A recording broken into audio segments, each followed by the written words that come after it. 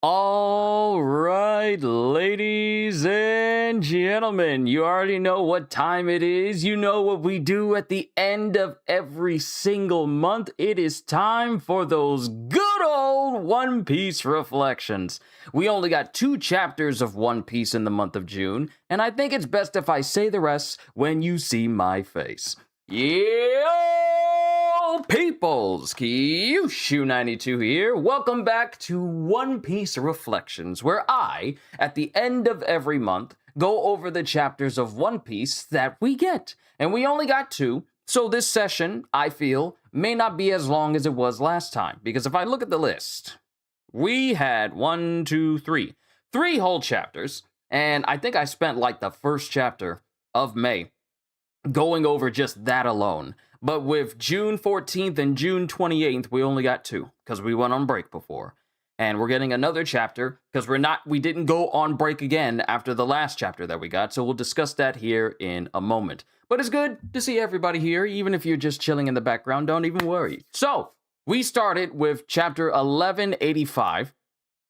And since Viz keeps my history, I have to actually go all the way back to the very first page, if it will load, because it's actually loading slowly right now. What's going on here? That's interesting.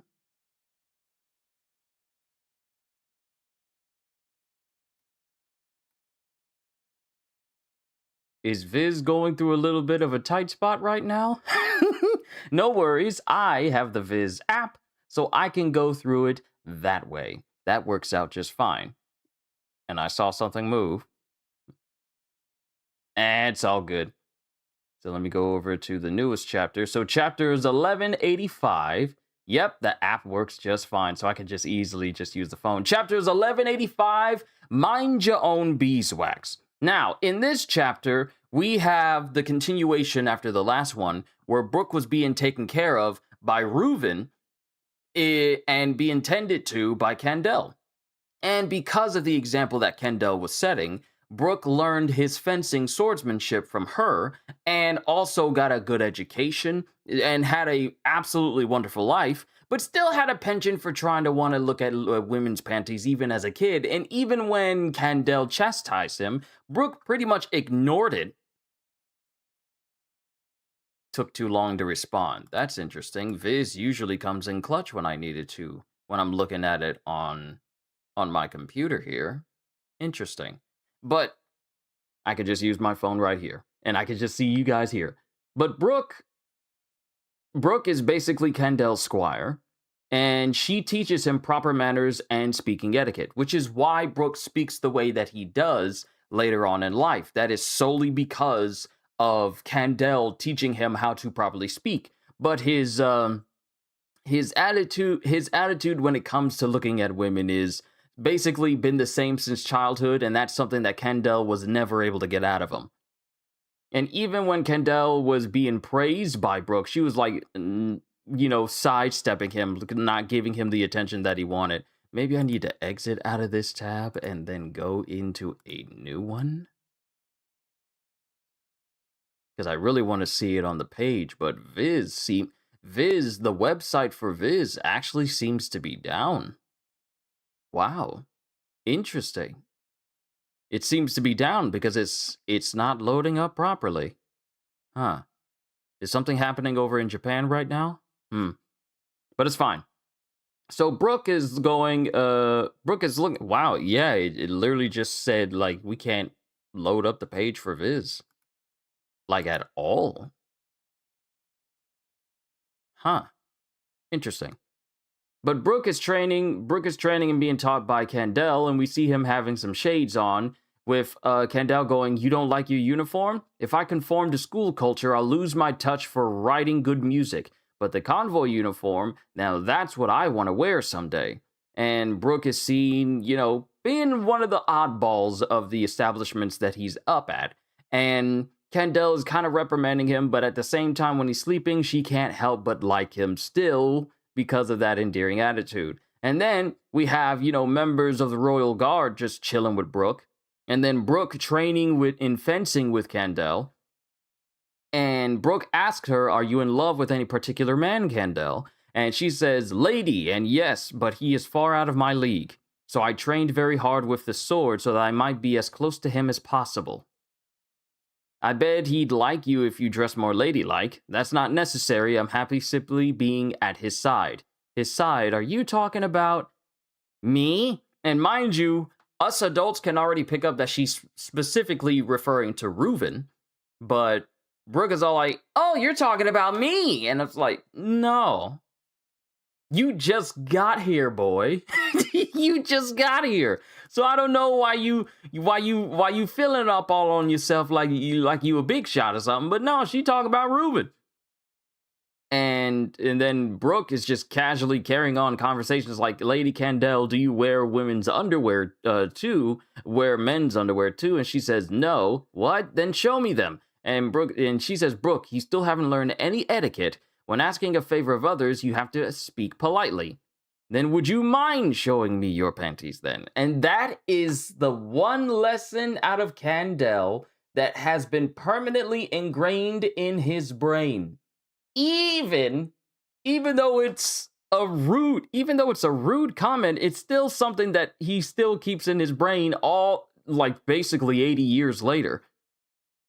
And she says, "Of course I mind," after basically putting a knot on the back of his head.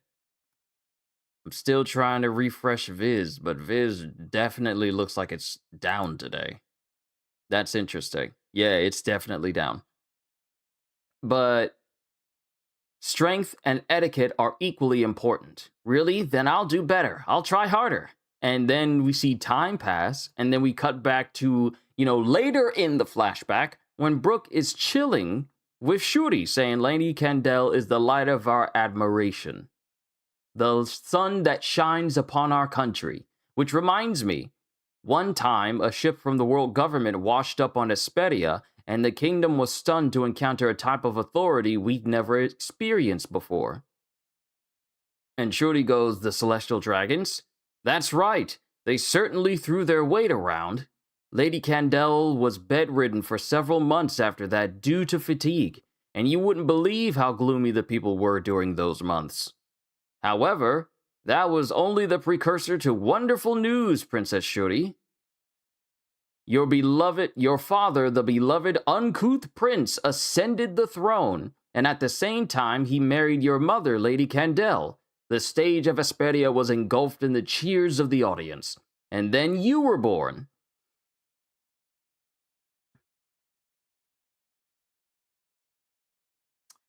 Knowing what we know now about Shuri, the events of this celestial dragon showing up, and then Reuven becoming king, and then marrying Candel, and then not much later Shuri being born. It is it's concerning. Demelade, hello. I hope your day has been fine. I hope your day has been good. And then you were born, Princess Shuri. The kingdom was all in a tizzy. Show us her face. See, she's so cute. Thank God she takes after her mother. I got a bit off track there. My point is, I love your parents dearly. And Brook is just telling us and explaining to us why he adores both Reuven and Candel so much. Viz is still not loading, so I'm just gonna have to rely on my phone here. "I owe them everything. I would give my life for them. I call this one Sacrificial Rock." And he starts making songs again, and Shuri is getting off-put by how much he speaks about, Candel and Reuven, and not so much about her. Papa, mama, well, Brook, what would you do if it was me in danger?"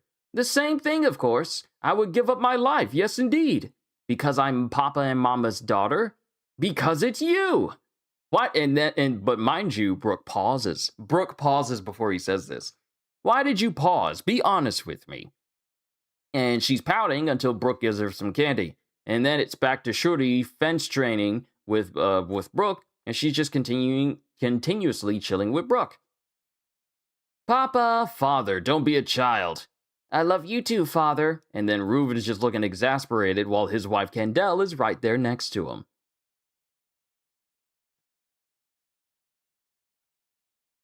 Okay, there it is. Is Viz really and truly down? Because I like reading from like the pages itself so I can go back and forth here. But the fact that nothing is loading up.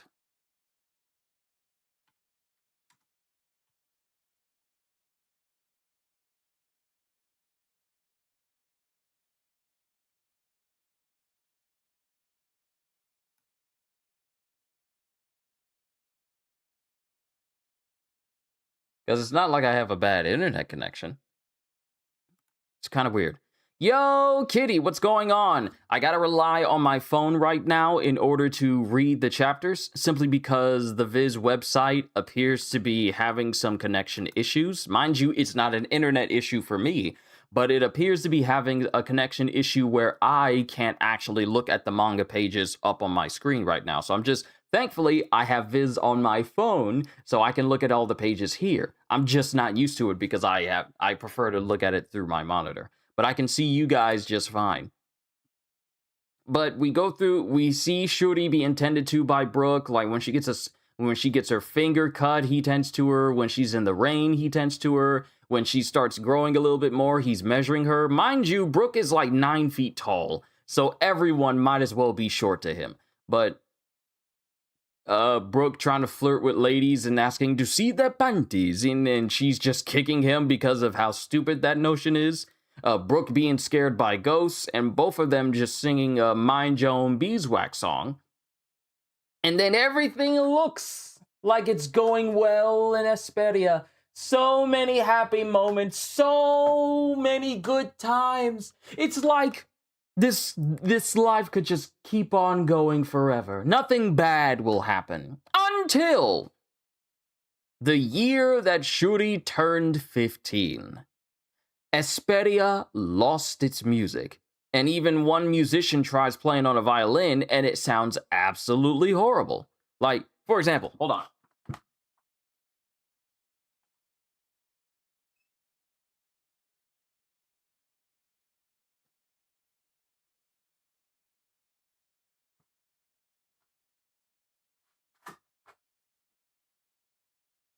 Give me a sec. Y'all gonna love this. Y'all gonna love this.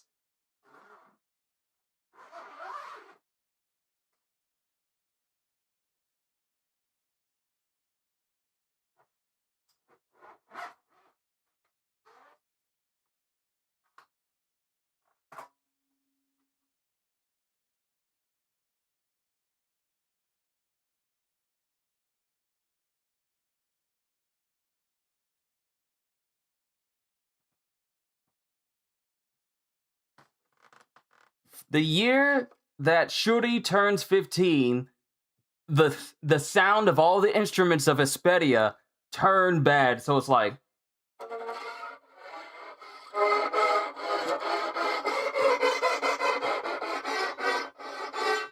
so it sounds that bad. And mind you, I haven't played this thing in years, so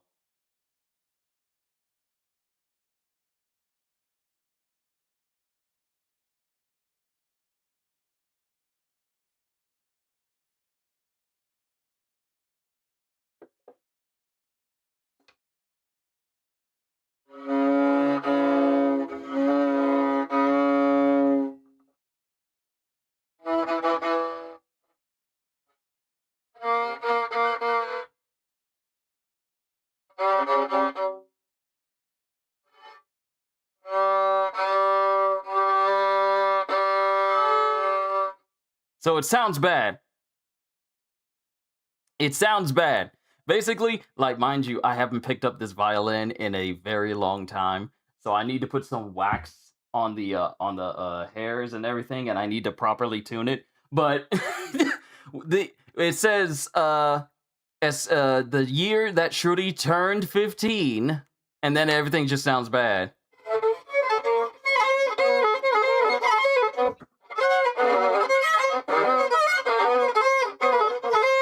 It sounds bad. It sounds bad. All of the music sounds bad. Esperia lost its music. The kingdom was shrouded in a deep and terrible mist that lasted for half the year. Now, let me see if I can do like.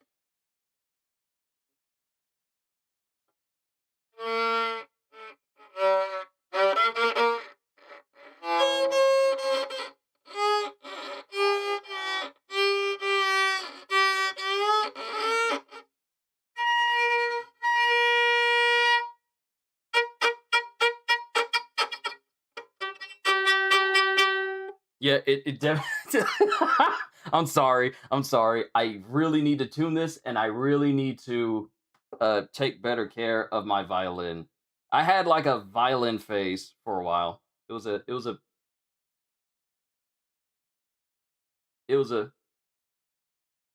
was a phase I had thinking like, yeah, I could teach myself violin.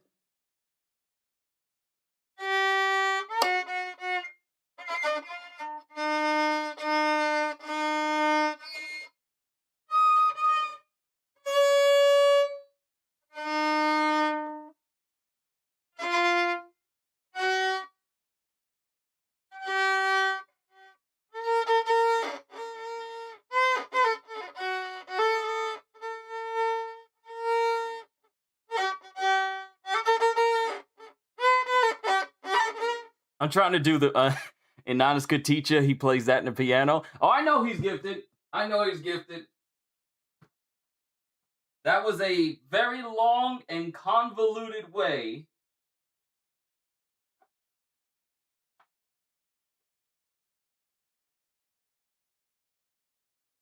And now I gotta remember how to properly put the bow in here. Because I kind of forgot how.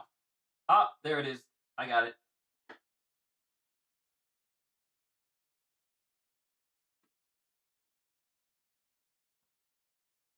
Okay. You heard him play, right? I think I did. Sorry.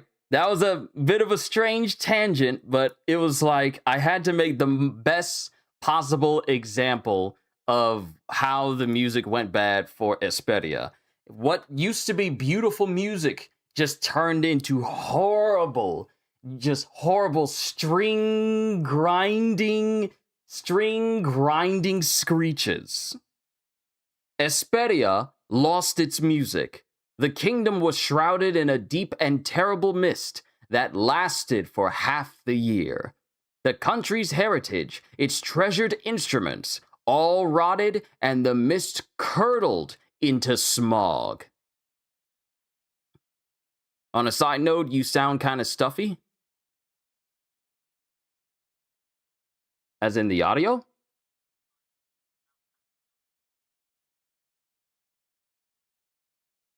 Because I haven't changed anything.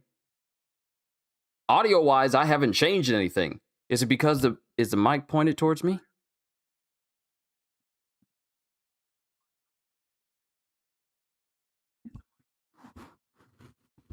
Fizz, it's good to see you.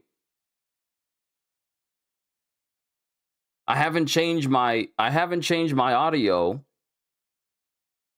or anything. Check, mic check. Is it because I'm speaking away because I'm looking in this direction?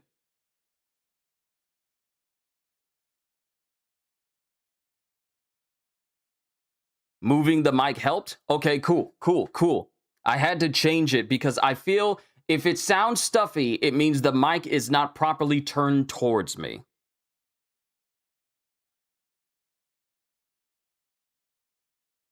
Because the thing is, with this stand, it does not keep my mic stationary, or at least with the head.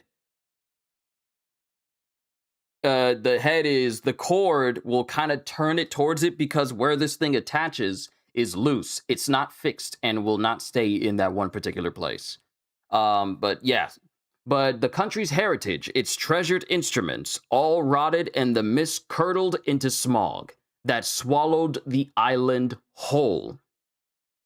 From that point on, the streets were filled with, not with music, but the sounds of coughing.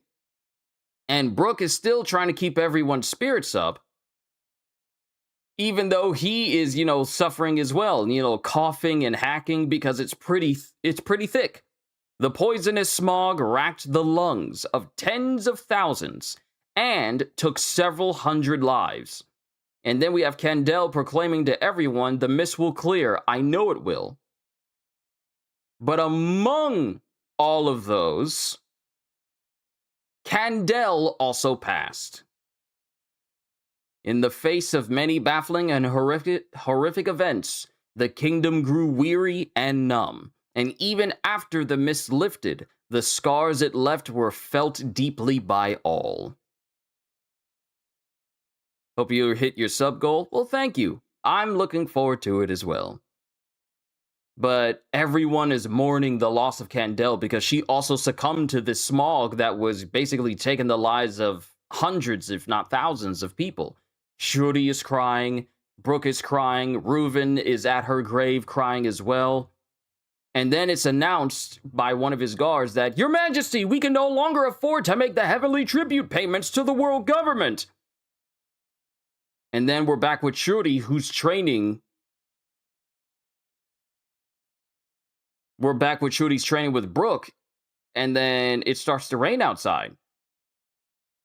And then Brook says, Sometimes it's as if you can see into the future, princess. I want to be like my mother. So there's some sort of insinuation that possibly Candel may be able to use advanced observation hockey. And that's something that Shuri may have picked up on as well. Because when it comes to people saying, like, you can start to see, it's as if you can see into the future, after the events of Whole Cake Island, it's pretty much alludes to a person being able to use future sight. Because only when people who say, like, wow, it's like you can see into the future and you know what I'm about to do, only then do we really get a good inkling that, oh, this person has future sight. Which I don't think people talk about future sight enough, if I'm being completely honest with you. Future sight is such an overpowered ability alongside immortality and instantaneous regeneration, endless regeneration that we've seen through those under a covenant of Emu, the elders and the holy knights, the knights of God. Being able to literally look into the future is an absolutely broken ability. And I feel like the one person who we've seen use future sight the longest and seen the furthest into the future was Shanks. Because remember when Kid was showing up trying to pick a fight with Shanks directly after fighting Big Mom, which Kid did not do by himself, by the way. He needed the help of Law in order to beat one Yonko.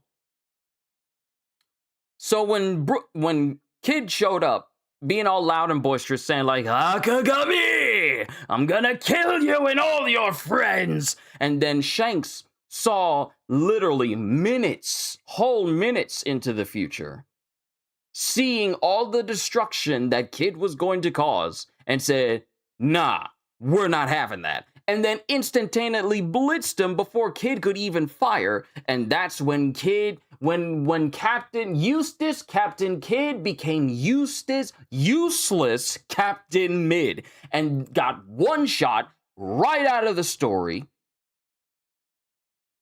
for the foreseeable future. And we haven't seen Kid since.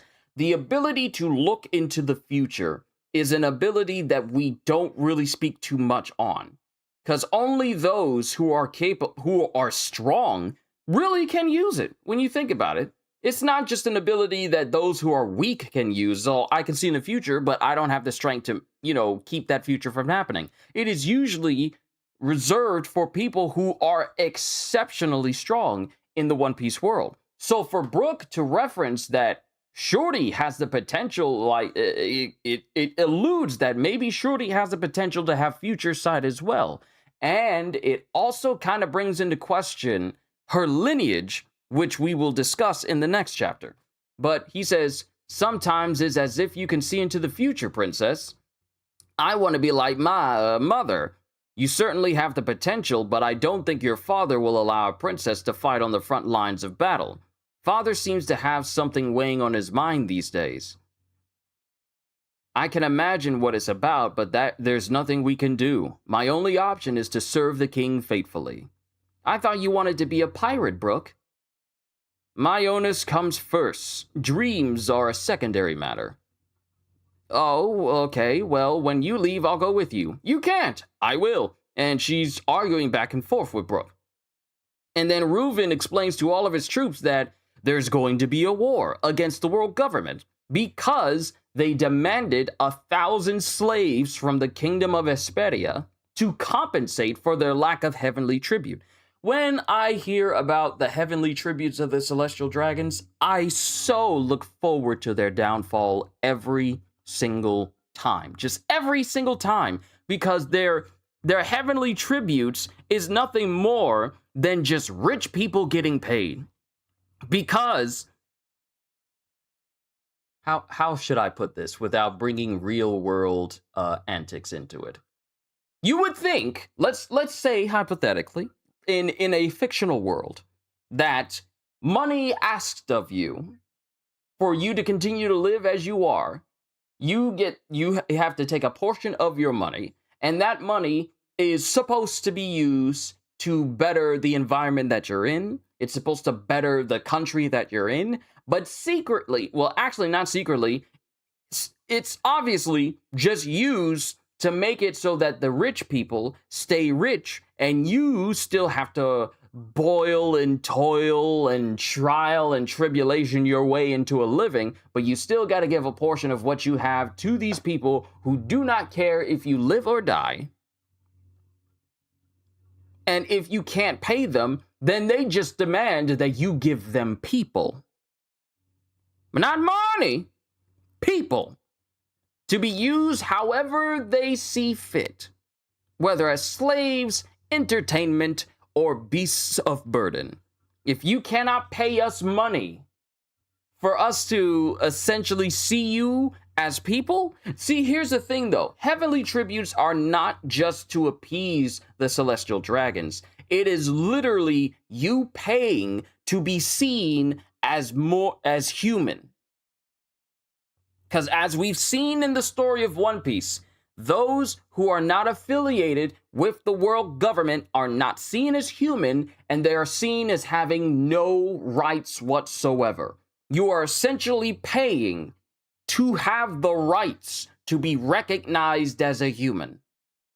That's what the heavenly tribute is. So every single time I hear heavenly tribute, all it is just human tax.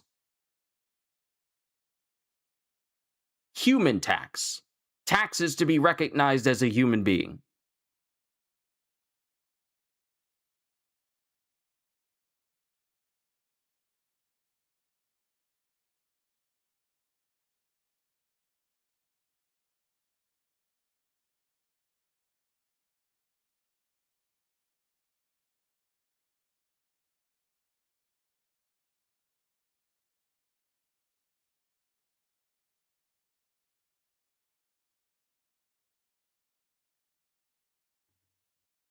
So whenever I hear heavenly tribute, it just gets on my nerves because heavenly tribute doesn't do anything to better the lives of the people who give it. Because even if you're affiliated with the world government, that does not keep the world government from doing whatever they want to you. You are literally just giving them, you're literally paying people, you're literally paying an organization for the privilege of being seen as human, but not treated as human. That's the difference. That's the difference. And that's the reason why I hate the Celestial Dragon so much. Because the people of the world of One Piece have been duped into thinking that paying these heavenly tributes allows them to live a better life. But even those who are affiliated with the world government are still not treated with respect, because even Dressrosa, during the time when Doflamingo had completely taken over and the whole place was just like going downhill, had it not been for the efforts of Fujitora, then the world government would have just passed off this incident as like a passing thing, would have tried to, keep it under wraps in order to make themselves look good in the eyes of other people outside of the kingdom. And who knows how many more people would have lost their lives if they had like a hot-headed individual who was in charge other than Fujitora, who pretty much does not stand what the world government stands for. But Reuven says they demanded 1,000 slaves from us. That's the only way to get out of the heavenly tribute this year. Being a slave in the Holy Land might as well be death. And considering we've seen Basically, the life of Kuma is the best example as to why the life of being a slave of a celestial dragon is one of the worst existences one could ever see. Kuma lost his mom, Kuma lost his dad, simply just for living. Because the thing with what's his name? When what was his father's name? When Kuma's father was just simply talking to his son, telling him about Nika, and just doing like dun da da da dun da da da dun da da da dun da da da. Just the sound of that annoyed a celestial dragon, and his dad was killed in the process. Simply because him making those sounds were just annoying to a celestial dragon. Be quiet out here! Bang! Literally shot in front of his own son.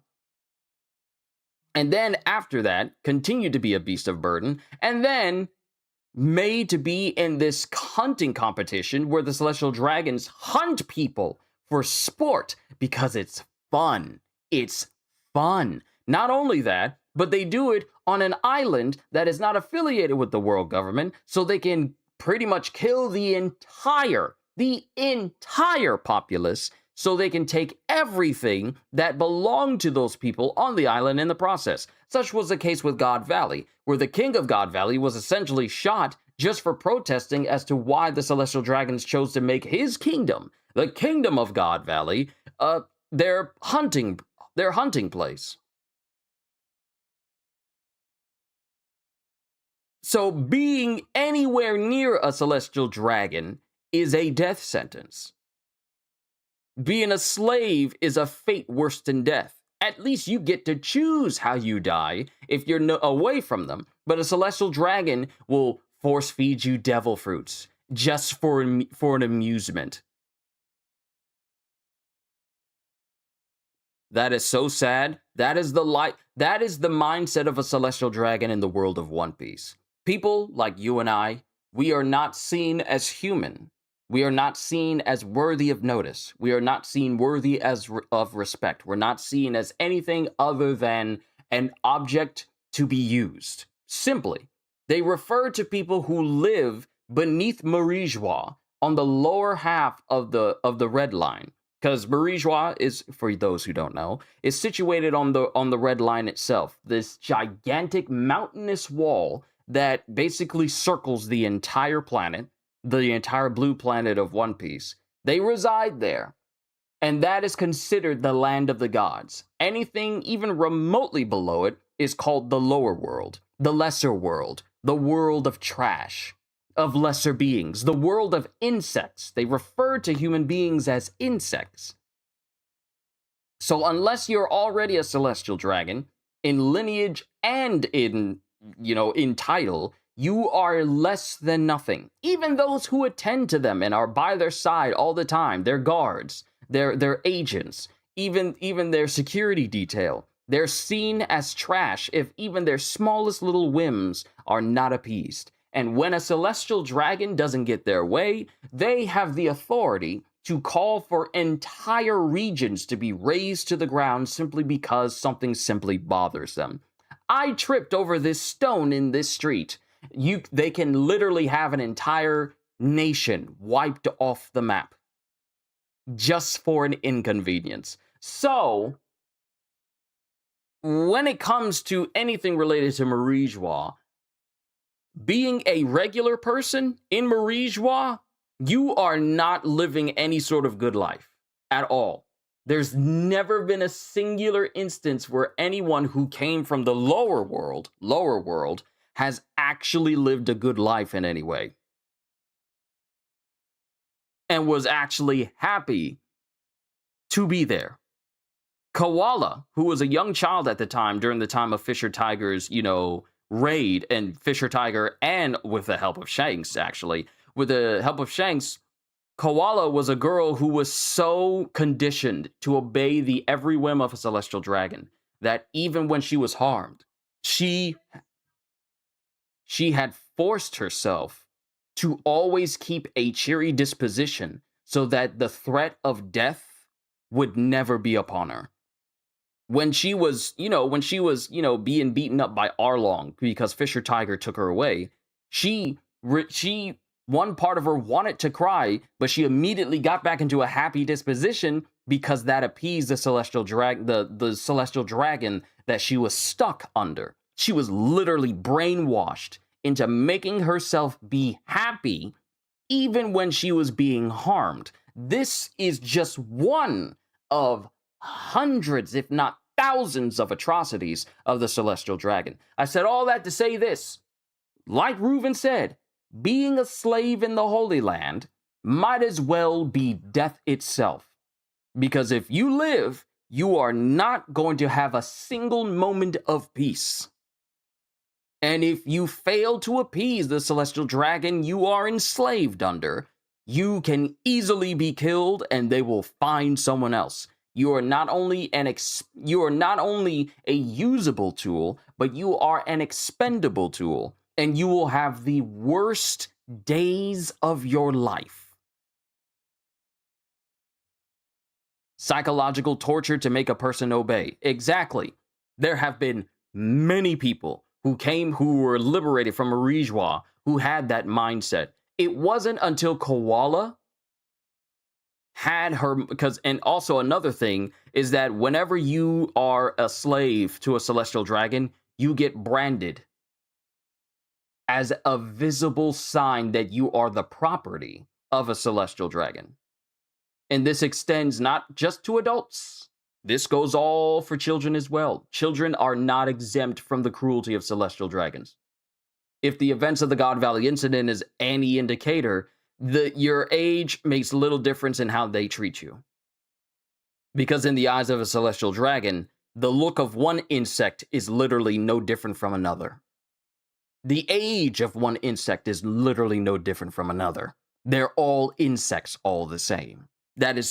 So not even children are exempt from this. So being a slave in the Holy Land might as well be death.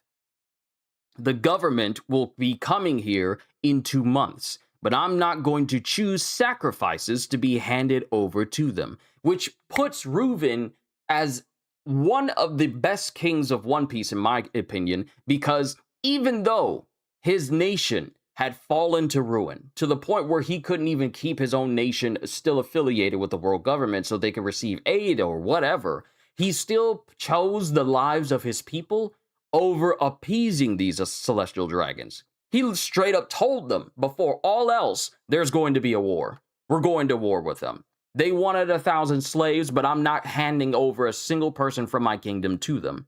So we're gonna fight. Literally said, we are throwing hands. I would rather throw hands than give up a single one of my subjects. King Riku, King Cobra, King Elizabello, and now King Reuven. There are so many kings that have existed within One Piece that put the needs of their subjects over personal gain, over basically the well-being of their status or whatever.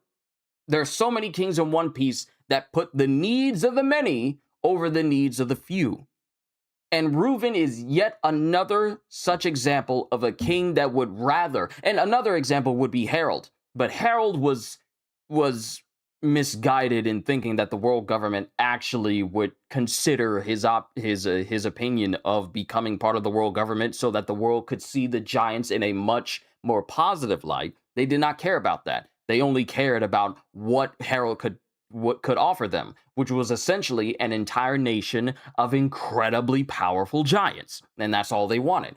But Reuven is yet another king in the world of One Piece who would put the needs of his own people before himself, or before trying to appease these sadistic celestial dragons, and said, we're going to war with them. And I'm over here hitting the keys on my keyboard like I still got Viz up, because I don't know if it's still up right now. Because if it's up, then it'll be perfect. Yes! I could go back to reading how I was before. This is how I, this feels good. I'm able to read for you guys again. Yes! So Reuven says the government will be coming here in 2 months. And now the YouTube app won't let me see chat. There we go. The government will be coming here in 2 months, but I'm not going to choose sacrifices to be handed over to them. And then it has Brook walking through the streets and people questioning, like, what's going to happen to us? Like, is our country doomed, Captain? Unaffiliated countries turn into a lawless wastelands, don't they? Is it true that they'll pillage everything we have? I heard another country in the West Blue got wiped off the map. So this is yet another example of Leluja. This is the earliest. When you think about it, this is actually the earliest example of apparently an entire country being completely removed off of the map again. Because Leluja wasn't the first one, and certainly won't be the last one, because I'm pretty sure some more places might get wiped off the map as we get to, like, the big climactic final battle of One Piece. But we have another example of a whole country in the West Blue getting wiped off the map. And I'm wondering, when is this? Is actually before God Valley as well. And Brook starts singing them a song,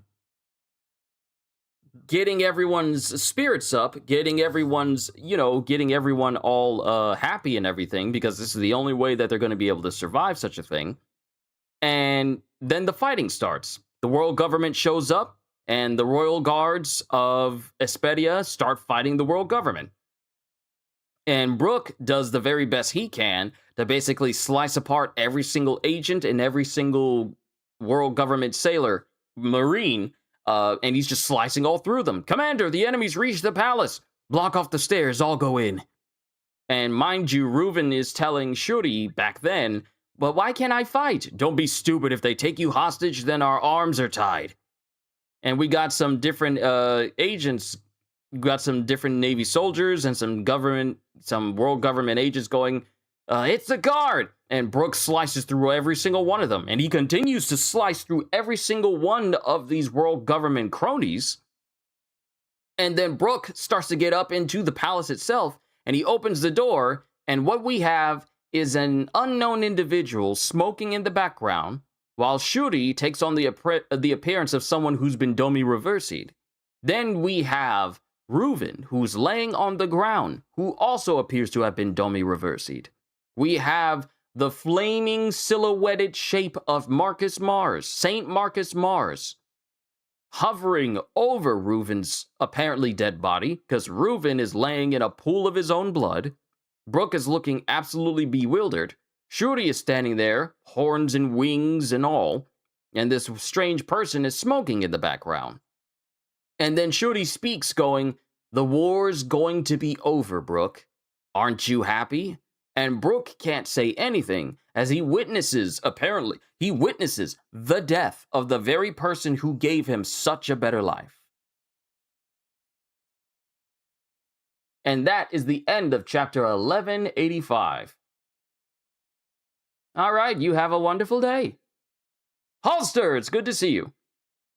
So that was the end of chapter 1185. So we got to see in that chapter the many ways that Brook grew up while he was being taught by Candel. And I'm actually glad that we took that whole chapter for things to start to really take a turn, so that this flashback wouldn't, linger too long, because we already spent so much time with other flashbacks. I'm glad that this one basically ended in 4 chapters? I want to say it was 4 chapters. Hold on, let me go back to 1182. No, that's Zaza. 1183.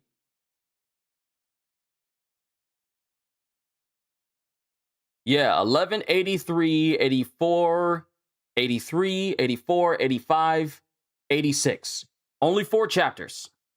Only 4 chapters for this flashback, and we're done already. We got Brook's entire backstory in 4 chapters, so I'm grateful for that. But with 1186, I'm going back to 1185 because I still got to say some few things about it. We saw how he grew up. We saw where he got his fencing capabilities, and he became extremely proficient at it. Esperia fell to ruin by this mysterious fog that I still think was man-made. I, for a fact, seriously think that the fog that permeated throughout all of Esperia was not just happenstance. not just happenstance. I thoroughly believe that the mist that came in and started to completely destroy Espedia was on purpose. Didn't know stream started, sadly. It's fine. You got to be careful with the notification bell, because if you set it to let YouTube decide, they'll decide whether or not to tell you if I'm live or not. Instead, so it's better for people to put it on all so they know when I go live and not have YouTube decide when I go live, because otherwise I've had so many people tell me that, "Oh, I didn't know you were going live because I didn't get the notifications." So it's fine. It's fine. Don't even worry about it. Could it be part of the dragon's plan? See, that's what I'm getting to.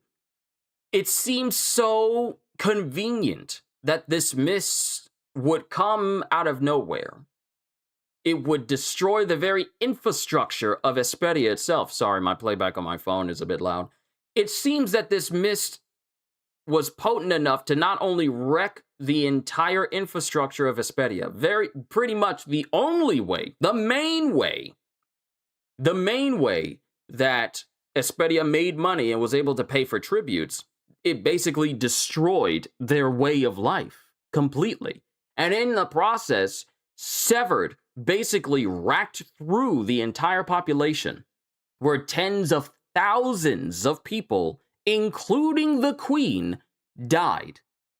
And with a nation on the brink of extinction, with so many people dying, so many people sick, with no real end in sight, and it's not long until after Candel is dead that the mist clears. But Espedia is beyond saving. It is beyond ruin right now. Everything that the country basically built itself on is now gone. And now the country's being demanded for their heavenly tributes, but obviously they can't pay them. So what happens next? Well, if you want to stay affiliated, just send us 1,000 slaves. Mind you, this is still a country that was racked with this strange affliction that pretty much permeates through, I want to say, almost every single person. If there's still some healthy people, it's because they managed to survive, but that doesn't mean that they're perfectly healthy and that the celestial dragons won't just toss them out if a single cough comes out of their mouth. So they demand 1,000 slaves to compensate for the lack of heavenly tribute. Reuben says, like, you ain't taking no person from my kingdom. Let's fight. Let's fight. We gonna fight. You ain't got a choice. I'm not asking you if we gonna fight. We gonna fight. Because you ain't getting nobody from my peoples. So they go to war. The world government comes in and just basically wants to raise the whole place to the ground. Just basically, and then we get shooty. Brook cuts down through as many people of the world government as he can. Effortlessly, mind you. Just casually slicing people so fast they don't realize it until after the fact. And he runs up into the throne room to see the very person that gave him the wonderful life he had up until now is now lying dead, with his daughter's sword just caked in his blood, with two mysterious individuals just sitting there. The next chapter, however, completely changes how I viewed the last chapter. So, with chapter 1186, one more time, we have the result of this fighting that's going on in Espedia. Brook is literally in a daze, witnessing his king, his brother, his friend, dead in front of him. The world government looks like they're starting to gain a leg up against all of the royal guards of Espedia. We got this one individual sitting there looking, still smoking, Shuri looking on, and Mars, who now has Emu essentially sticking out of his body because Emu is transmitting his shadowy self through Mars at this time. Brook is in denial that Reuven has died. He is in complete denial that he's dead. And he's just asking for a medic. But mind you, there's not a single person here. And we know Reuven's dead because he keeps saying, bro, and he keeps screaming out his name. And Reuven's face is covered by a speech bubble to basically not show just how racked and destroyed his face is, because it's another way of not showing us that a person is dead. But Reuven is completely dead. And he's just thinking about his very first meeting of Reuven in the junkyard where they were just chilling with each other. And Brook still can't get through to Reuven because he doesn't want to believe that he's dead. And then Emu basically closes the door to the room, saying this was an inconvenient time for an interruption. And Shuri just confirms Brook, that man is already dead. And then Brook takes his sword and points it at the man who's been sitting in this room this whole time. You there, who are you? What have you done to Princess Shuri? I've been watching over this girl since she was a newborn. I know she's not capable of this kind of bloodshed. I know everything about the princess. And then Shuri stands before Brook, because mind you, Brook still has his swords pointing at this person. But Shuri stands before Brook in front of his sword. And mind you, Brook can't, point his sword at Shuri, because it's Shuri. And she says, but Brook, did you know that I was a celestial dragon? Did you know that this man was not my real father? Stop calling him this man, huh? What are you talking about? You are King Reuven's legitimate daughter and heir, of course. Where's the proof? Proof? You don't need proof between parents and their children. Yes, you do. It would have made a huge difference in my life. I've now wasted 16 years I could have spent as a celestial dragon. Do you understand how angry I am? And mind you, while Shuri is saying all of this, her eyes do not have the dual irises. The dual different colored irises right here. They look as if they're completely whited over. And it's been that way ever since Brook ran into the room and was looking at Shuri like this. So the question is, what exactly has happened to Shuri for her eyes to change? They demanded 1,000 slaves? Wrong. That was because this wretch refused to hand me over. He's a terrible king who let his people die for nothing. That's why he had to pay the price. If the king dies, the war is over. But if we lose, then this country becomes a lawless wasteland. That doesn't matter to me anymore. And then the man speaks. I remember you, Candel Squire, the boy with the poofy hair. And then Brook is staring at him. And we get introduced to a knight of God, Saint Manmeyer Gudo. Not that you were ever allowed to get close to me. And it turns out that the celestial dragon that Brook was talking about, that washed up on Hesperia, that Candel was bedridden with fatigue from, may have been Saint Manmeyer Gudo the whole time. So the thing that I said that I wanted to bring up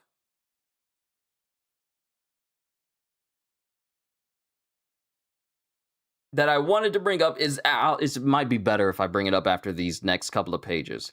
Knights of God Saint Manmeyer Gudo. Not that you were ever allowed to get close to me. And we see Gudo's eyes, and his eyes are the exact same different colored irises as Shuri's. Mind you, neither Candel nor Reuven had these different colored eyes. But Gudo does.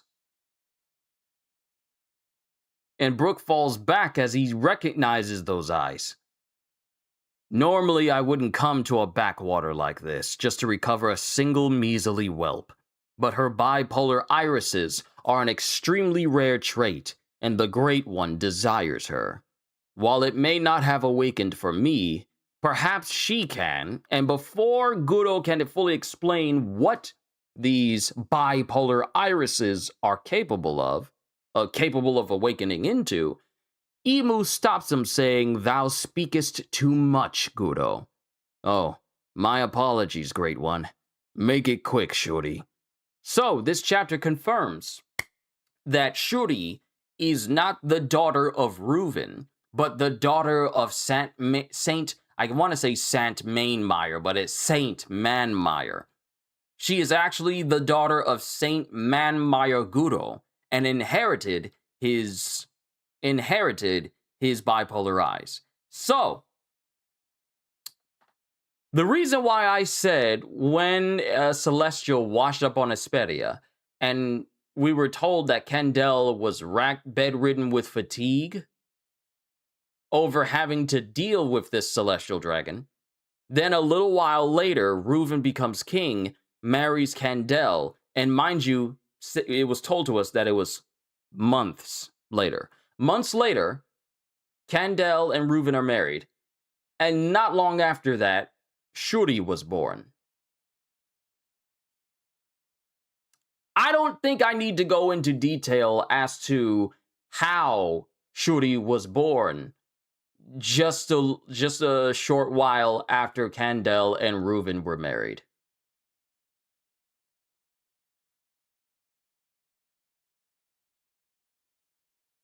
I don't think I need to.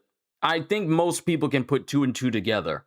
Because if Guro was indeed the celestial dragon that showed up and washed up in Hesperia that day, and since he was a celestial dragon, then during that time, that's how we got Shuri.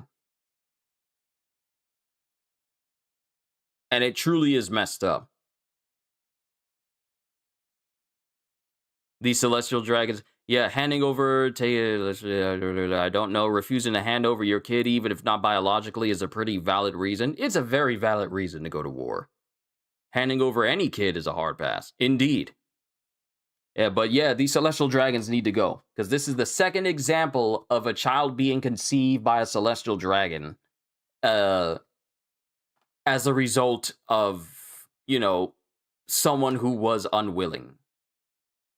Because Ginny giving birth to Bonnie was a result of a celestial dragon.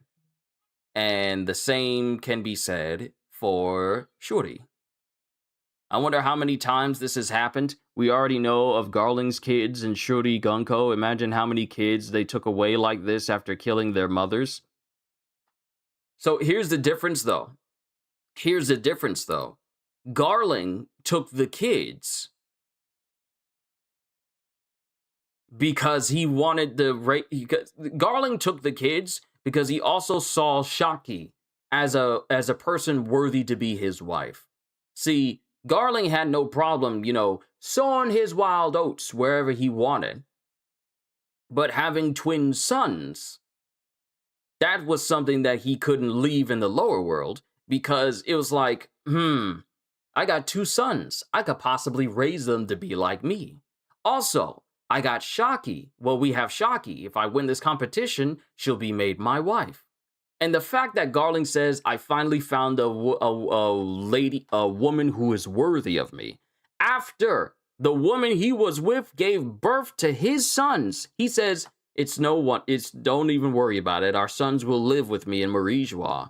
I finally found a woman who's worthy of me. So these celestial dragons, they really don't care who they mess with psychologically. So I want to say celestially, but psychologically, as long as they get whatever they want.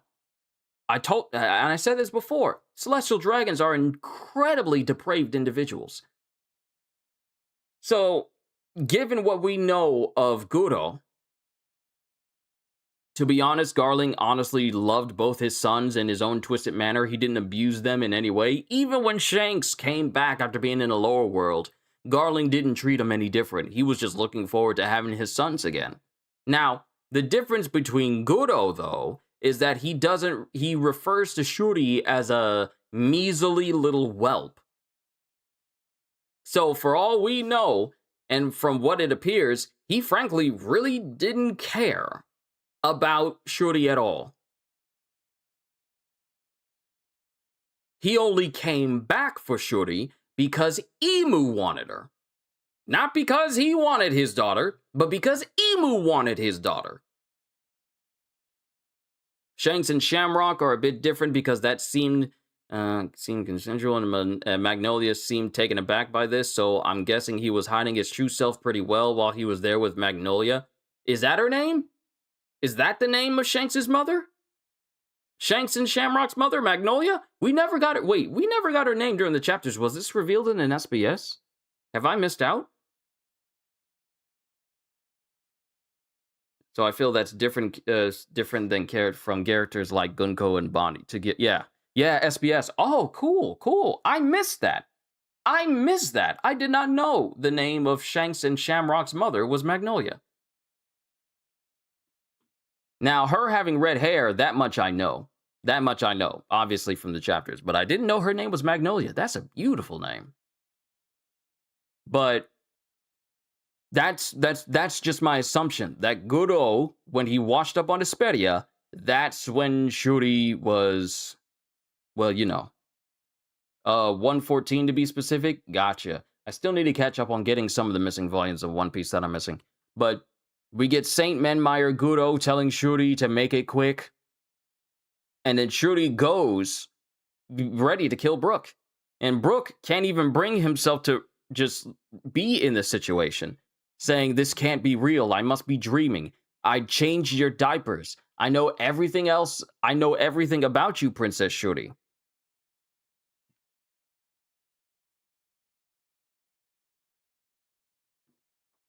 And then Shuri goes, don't act like I owe you anything, and stop that pathetic sniveling. I want the protection of people stronger than you. And if I get to go to the Holy Land, then I no longer have any need of you. And then Brook can only think of his memories with Shuri. You were always the perfect little angel, but now you look more like a devil. And Shuri uses one of Brook's very own moves against him, Gavote Bundenavant, and stabs him straight through the skull. Now, the thing that confuses me, and it makes me question the physiology of individuals in One Piece, is Brook's scar is not on the center of his head, which is where the part of the brain actually is. The same part of the brain that allowed Mohammed Afdal to survive getting shot in the head in JoJo's Bizarre Adventure. There's some, actuality of that actually, possibly being a rare occurrence. But Brook got stabbed in the side of his head. Through the lobe. She stabs Brook with Gavote Bundenavant. And we have Brook's "We're all bones when we die" song playing in the background, as after stabbing Brook, basically leaves him for dead. And Guro and Shuri leave while the whole palace is in flames. And Brook wakes up. To see his squad all around him. He's bandaged up, and they're saying that I never seen anyone survive with a sword stuck through his head. The sword somehow managed to avoid all the major arteries and your brainstem, despite the fact the sword went through one of the lobes itself. Plus, Garling was there for a different reason, so that's why he couldn't show his true colors at that time, because he found the Davy clan there. It's also where we got the name of Rox's sword and his ship, but anyways, enough of me going off topic. Oh, it's fine. Doing this to him with one of his own moves he taught her is diabolical? Yeah, it is. Given the angle and part of the entry, you can't survive it. Well, there you go. But I just thought that if you get stabbed in the brain, not going through the part of the brain, but stabbed in the brain, that's all she wrote? Or is it specifically the more centered part of the brain that's near the brain stem itself? But Brook wakes up completely bandaged up, wondering what's going on, and Brook wants to know the truth. And they say, "We lost, Captain. The king's death sealed it. Someone witnessed Princess Shuri being put onto a government ship. Many civilians have already fled the country, but what country will take in all those refugees?" So the kingdom of Hesperia has basically fallen to utter ruin. And as Brook finally gets his memories back and realizes that it's not a dream, he screams in anguish and his wound opens up again. And he just wails and cries as he remembers the fate of Shuri and the fate of his brother, his friend, his king, Reuven, just laying there dead in front of him, and he just can't take it. So now, in this same chapter, we finally end the flashback. And Brook says, back then, I didn't even know about the existence of devil fruits. I always thought that I had hallucinated what happened. Such was the shock I suffered at seeing my savior dead on the ground. Is it confirmed that once you eat the devil fruit, you automatically know what the fruit is and what it does?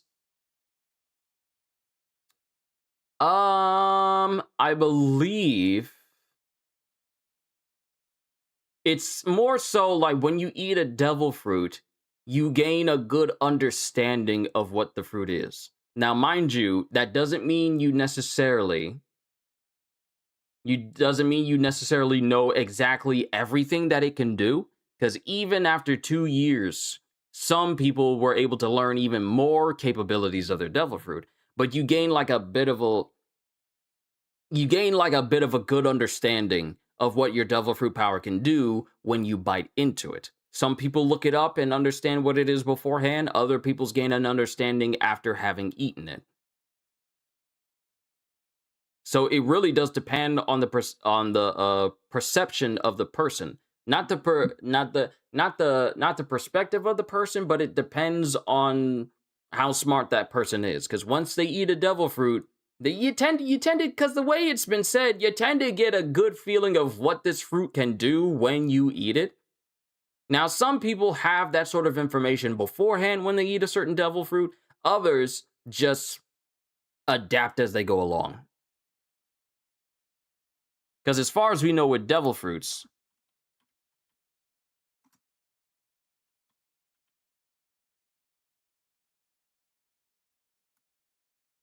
let's pull this up real quick.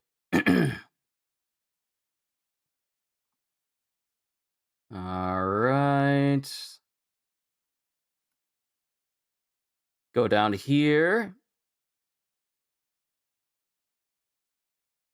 Because I think this was stated back in Enies lobby.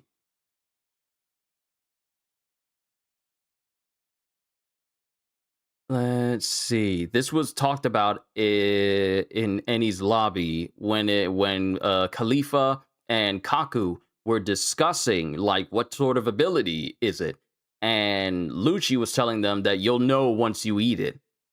So you have an understanding of what the fruit is once you eat it.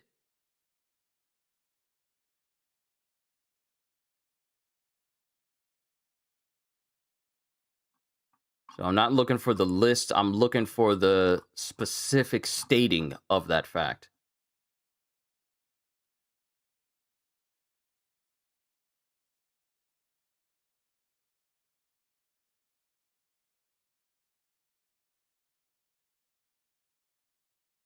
Ah, here it is. Consumption. On the very first bite, a devil fruit will bestow a superpower or a special superhuman trait that stays with the eater for life. No method of withdrawing these powers is known, save for death. The effect occurs immediately after the eater swallows, apparently without needing conventional digestion, though the eater may need time to discover what the powers actually are. After the first bite has been taken, the consumer gains its powers, any remainders of the fruit become powerless. Let me see.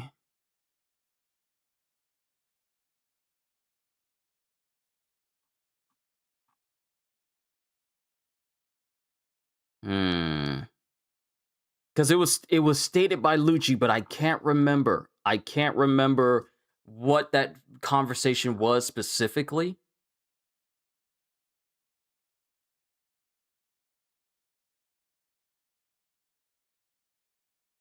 Maybe a child's mind. Let me see. He said he doesn't know, and a devil fruit is just weird, and I wish it was established more on the specifics of it.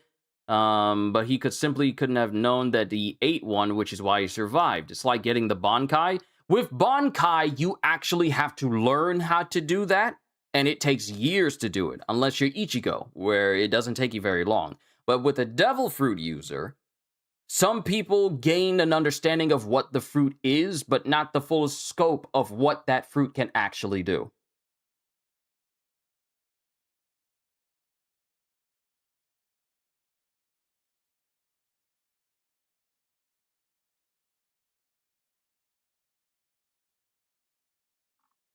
Because I'm trying to. Where is that chapter? Where is that chapter? Hold on, let me look this up.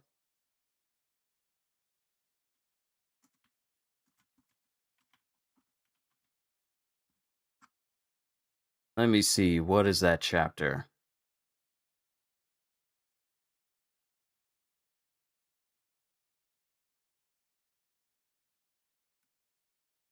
Yo, CDs, good to see you.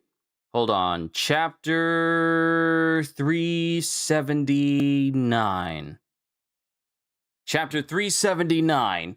Which volume is that going to be? We'll get back to this chapter in a moment. Volume. Which volume? Volume 40.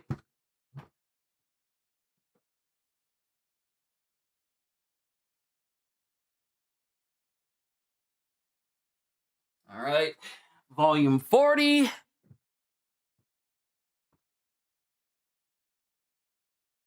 Volume 40, chapter 379.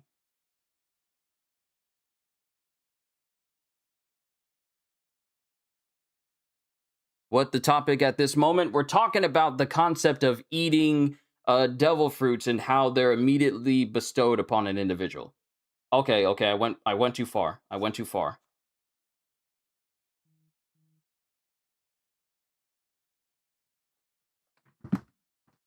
Give me a sec.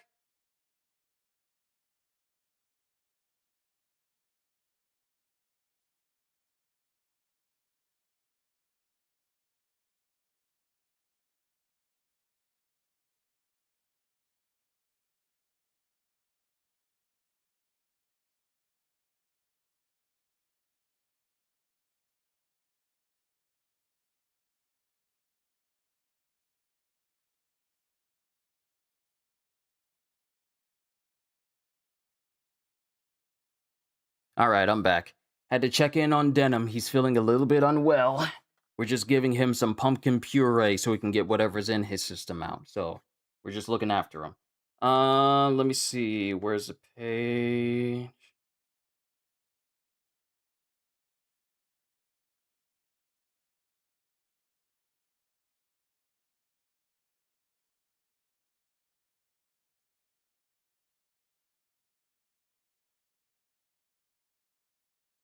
Ah, here it is.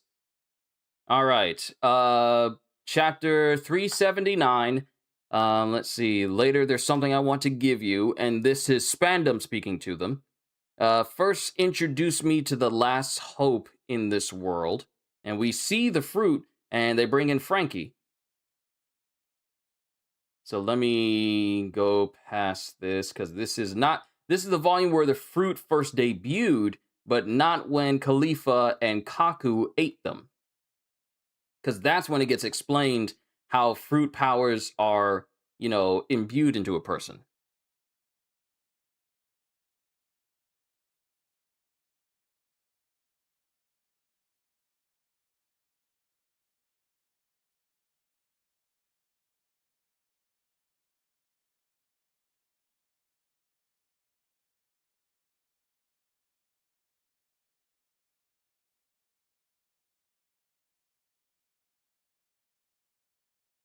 Okay, past the point where Luffy is fighting Blue No.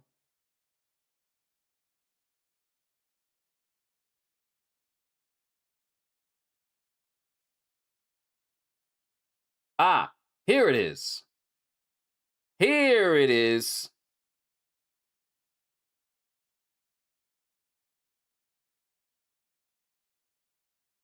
All right, this is chapter 385. Kaku's holding his Ushi Ushi no Mi, and Khalifa's holding her fruit.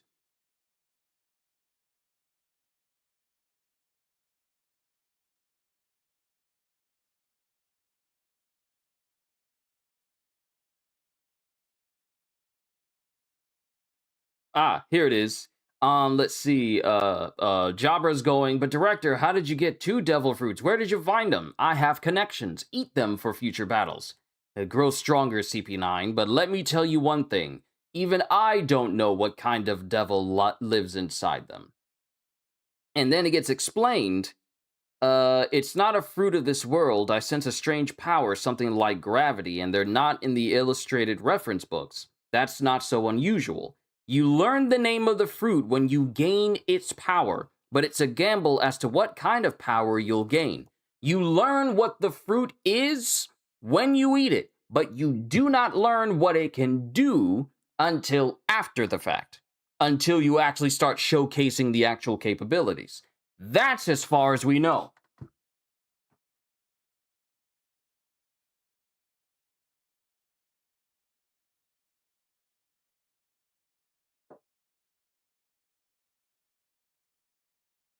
That's as far as we know.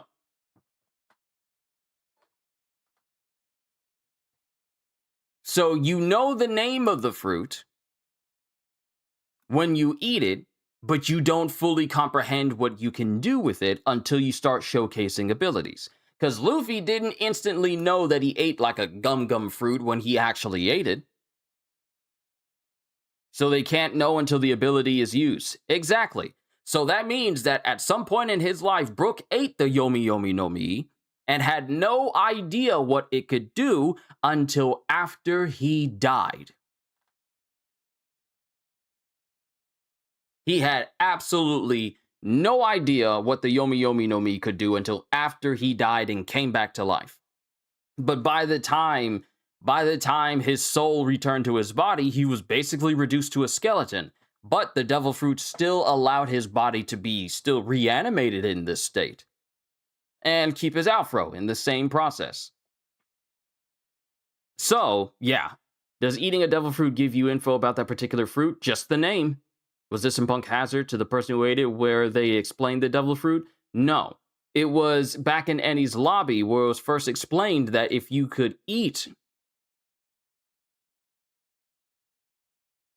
where you eat the devil fruit, you gain the name. I'm not convinced after the Gomu Gomu no Mi, it could also not be the Yomi no Mi, but the fruit itself is meant to revive. The revive fruit. So it's the Yomi Yomi no Mi. There hasn't been any, because it's not like Brook is a death god. He just came back to life. It's just that the manner in which he came back to life was simply because his body was still not where his soul was when his soul came back. Because so much time had passed. Brook himself said that his soul took a while for him to return to his body. And during that time, his body basically decomposed. So it's the Yomi Yomi no Mi. Don't make no mistake. Don't think just because Luffy's case means that it's going to be Brook's case as well. Because in Luffy's case, I mean, Luffy being a god, that's unprecedented. Brook having a different type of devil fruit? Is it soul fruit or revive fruit? Revive, because the soul fruit was eaten by Big Mom. Well, the fruit itself wasn't eaten by Big Mom. The last user of the soul fruit was eaten by Big Mom. And that's how she got the devil fruit power, which is the most peculiar way for you to gain a devil fruit power. One way you can get a devil fruit power from another individual is to either one, wait for them to die, or in Big Mom's case, eat them and gain their power. That's still weird, because essentially, when you think about it, the person who has the power of a devil fruit is a living devil fruit themselves. And if they get eaten, y'all never thought about that, did you? When a person gains the power of a devil fruit,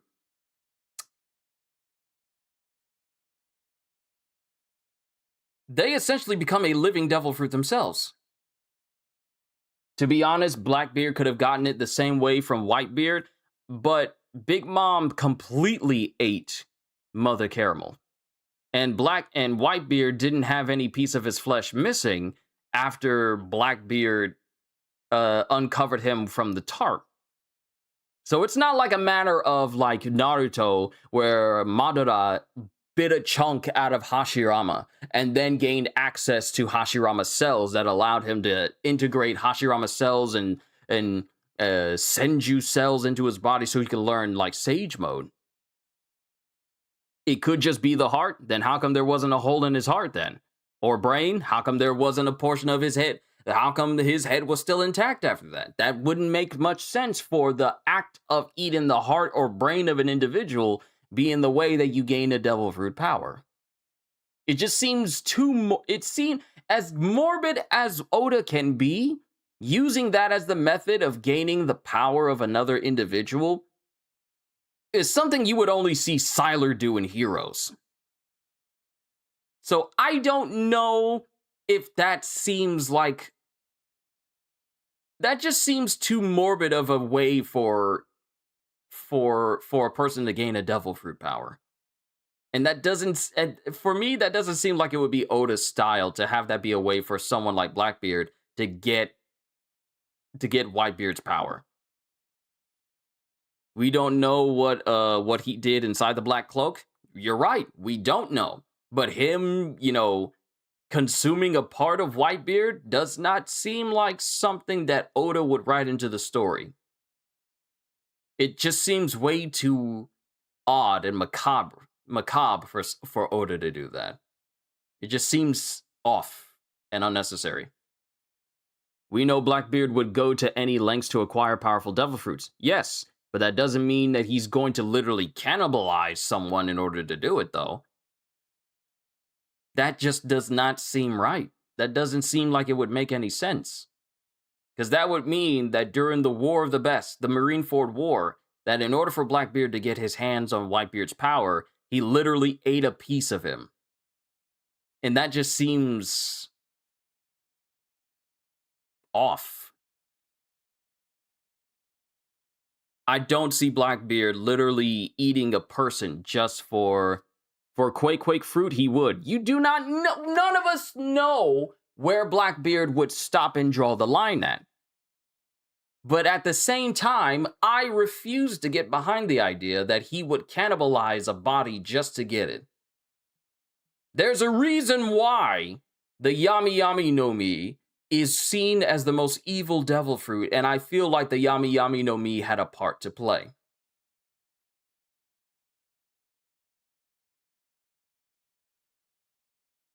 If it was any other fruit, maybe not. I'm not saying he did it. I'm not saying you're saying he did it. I'm saying it doesn't make sense. I'm saying it don't make sense. Gonna head out? All right, kitty, thank you. There's a chance, not a chance I'm willing to take. I refuse to go down that route. I ain't saying nothing else about it. I refuse. I refuse to think that that's a possibility that Blackbeard would result to cannibalism just to get a devil fruit, because we don't even know if that's even a thing that can work. Considering we've seen numerous people get chunks bitten out of them from their opponents before, and they didn't gain any devil fruit powers. So I don't see that. I refuse to see that as a way that happened to Blackbeard and how he got the Goda no Mi. There's something going. There has to be something that goes on with the Yami Yami no Mi itself, and for Blackbeard to have to be covered up. Because why would he have to cover it up to hide it? Because it's not like it's not like Blackbeard would be threatened by the rest of the Whitebeard crew if he were to just cut off a chunk of Whitebeard when he was standing in front of everyone, when everyone was separated, and then just eat a piece of it and gain that power that way. It just seems like if he really because Blackbeard is very tactical with how he does things. He's not above intimidation. He's not above like showing off his strength and power, and also showing off like, hey, this is my kill right here. What you gonna do about it? That's him. I don't see why Blackbeard would hide that. So I can't get behind the idea that Blackbeard, that more than one person will resort to cannibalism in this story. With Big Mom, it's because she's literally a glutton. Her gaining her powers that way is horrific. But Blackbeard doing it, not so much. Can't get behind that. But back with Brook, We get back out of the flashback, and he goes, back then, I didn't even know about the existence of devil fruits. I always thought that I had hallucinated what happened. Such was the shock I suffered at seeing my savior dead on the ground, and the terror I felt at the changed princess, her new demonic visage. If those were not illusions but real memories. My friends, and then Brook starts tearing up. Do you think it would be alright if I had faith in Princess Shuri just one more time? And Nami and Frankie start tearing up because this is a tearjerker of a story for Brook. If she happens to be a victim in all of this, and he remembers when she told him to run when she regained her senses momentarily. I want to save Princess Shuri. It was horrific, but to be fair to Lin, it's not like she did it intentionally. You're right. Still messed up, though. That's undeniable. Yeah, it's by far one of the most horrific things that happens that we don't actually see. It's just the insinuation that's just crazy. That she ate a person. Well, not a person. She ate everyone at the orphanage. The only person that was left, the only person that witnessed everything go down was one giant who told the rest of the giants, and Struzin. Which is scary when you think about it. The giants know what Lin did to all of the other children and all of the other people who were there at that orphanage, including Mother Caramel. They know, and they haven't brought it up. Because that giant who witnessed it, more than likely he's still alive because giants live for hundreds of years. So think about that. The giant who witnessed Charlotte Linlin eat all those people and gain the power of the Soul Soul fruit. In the process, he's still around somewhere. And the giants know. So the fact that that's never been brought up, that's kind of funny. Ravi, it is good to see you. Welcome. We are going through chapters 1186. And then I'll say my piece, and then I'll call it a session for today. My finger feels very itchy. I just took a shower. But Brook proclaims that he wants to save Princess Shuri. May I ask for your help in achieving this goal? And then Jinbei just cracks his knuckles and goes, do you really need to ask? Let's hurry up and break that block of ice. And Nami's going like, maybe lightning will work on it. And Frankie's still crying, going, I'll use my radical beam and melt it in one go. And Usopp's looking like, I don't think I should use explosives. What can I do to help? And before everyone can come up with a good plan, Brook takes off in the direction towards Shuri, wailing his eyes out. Then we cut to the cafeteria in the Walrus School, where Luffy has fully regained his strength. He is absolutely packed with meat, and he says, that bad news guy is Elbaf's enemy, right? Then that means he's my enemy. I'm overflowing with strength. Right now, I can't see anyone beating me. And he just takes off into the air. Mind you, he's just in his regular state. He just launches in that direction. And we have Loki still fighting, Emu, with them going, quit going after the kids. You world government folks sure do fight dirty. And then Emu goes, dost thou not know why? Shall I teach thee? 800 years ago, thy kind suffered defeat in order to save thy children. And I brought this up on Sunday as well. What do you mean 800 years ago? The nature of a race does not change in mere centuries. Simply abduct thy children, and I can control thee at will. Thou might not know what is happening to thee, but history repeats regardless. It is too late. Thou art my slaves. What is he talking about? And then we get someone yelling in the background who is, you get out? And it's Luffy, and he flies in between the gap of Loki's arm and Ragnir. And then with a, you get out of Elbaf right now! And he proceeds to land an extremely solid hockey-imbued punch directly in the face of Emu, echoing his punch of Charlos.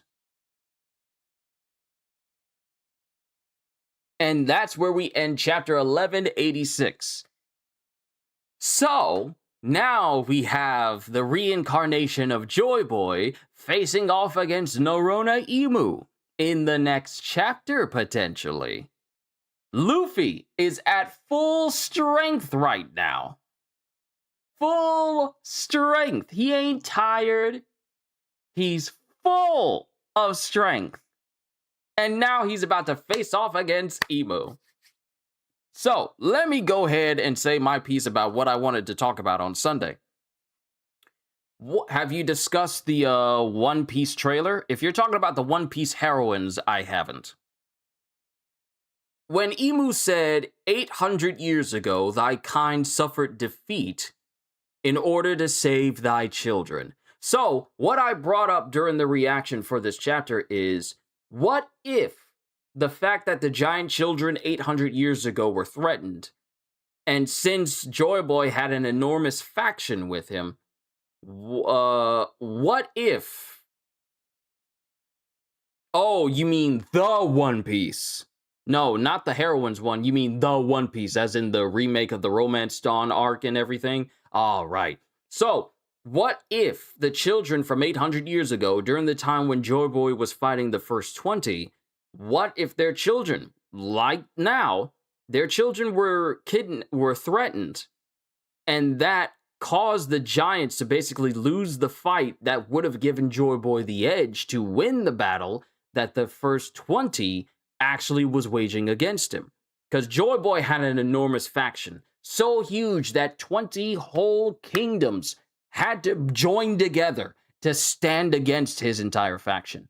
And what if in this faction, what if there were the Giants? Because we know in the history of the Giants, they also had a white-clad warrior from their own history. Because one giant from their history was also able to use the form of Nika as well. And that's deeply rooted into their history.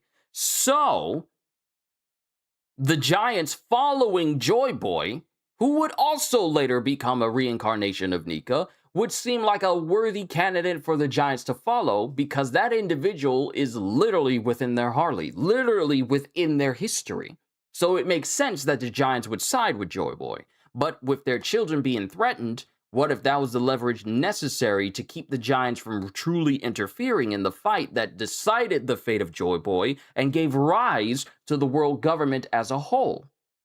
The same way later on, we would have Rocks going up against the world government during the God Valley incident, but sadly didn't get the aid of Harold, another individual who was, saw Rocks as his friend, but his hands were tied because Harold wanted to really get Elbaf into the world government, even if it meant, serving the Marijois in and of itself.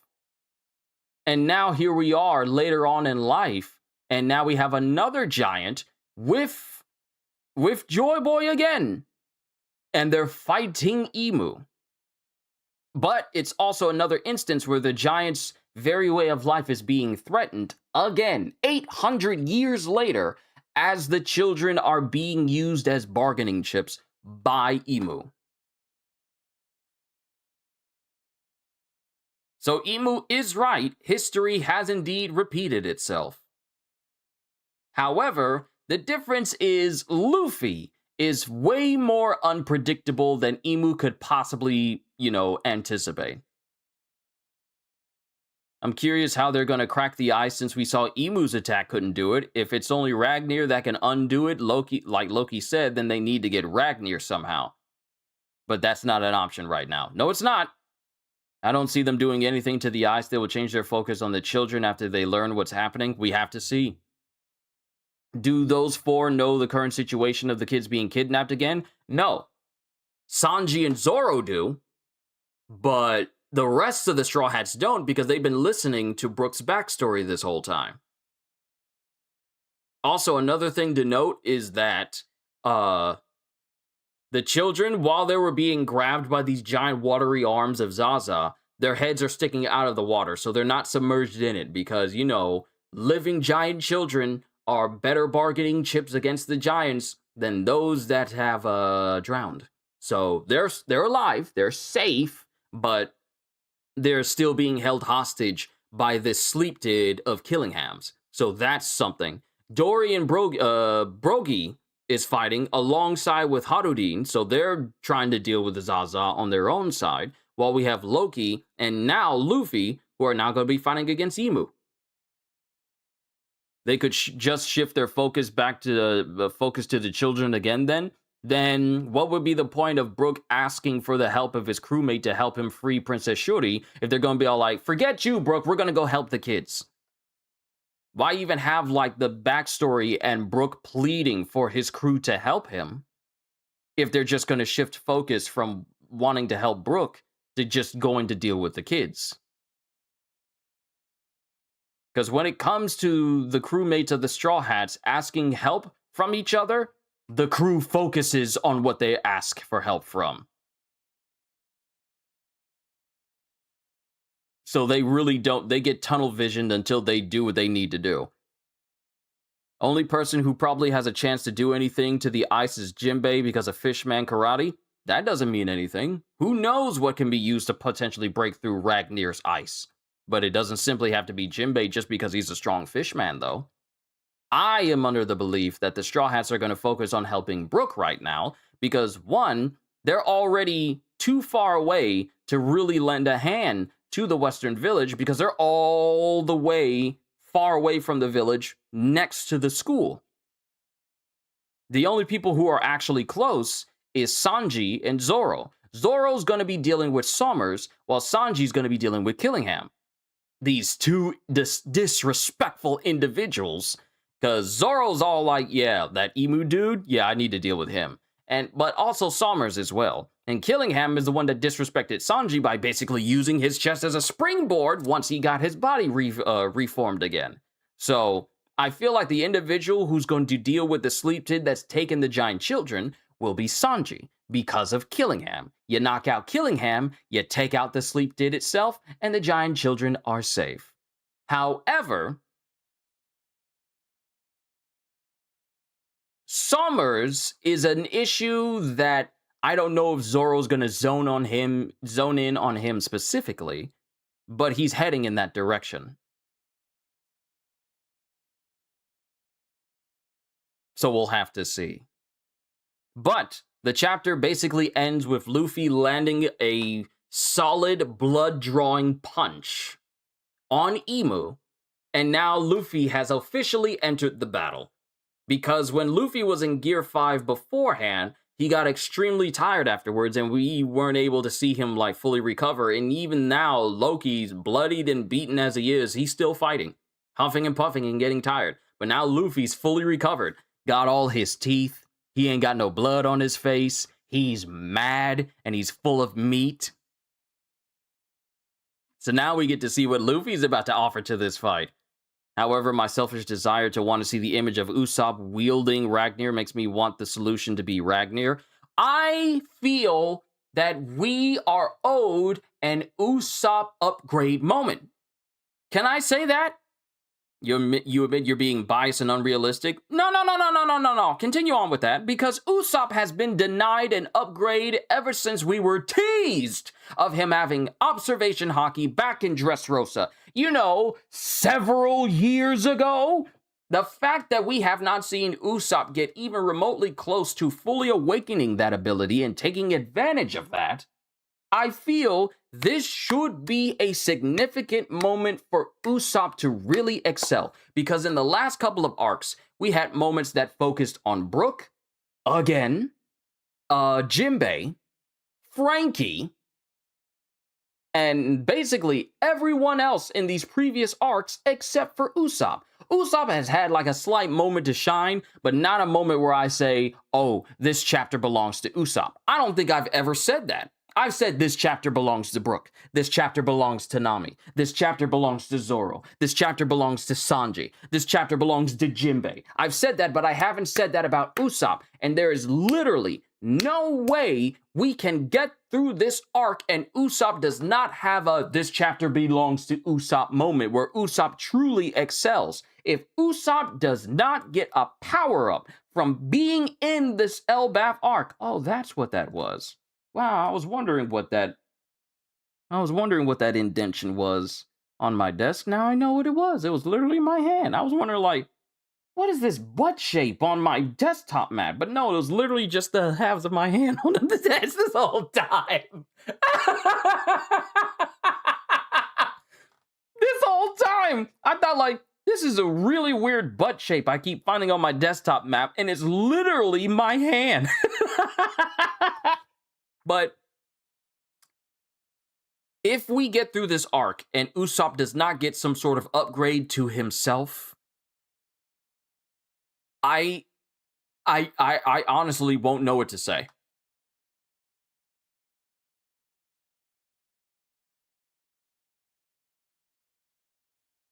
I want Usopp to get a power-up, but I don't see him using Ragnar being a permanent power-up. Oh no, because that belongs to Loki. So Usopp is not getting Ragnar. He is not getting Ragnar. But it would be nice for Usopp to get something else, though. So, it would be nice if he gets something else useful. I think of a different ending of Brook's story, same how at the end he was thrown into the ocean, and saved by Yorkie, one of his ship, while his island is burning on the background. Wouldn't that be a more impactful end?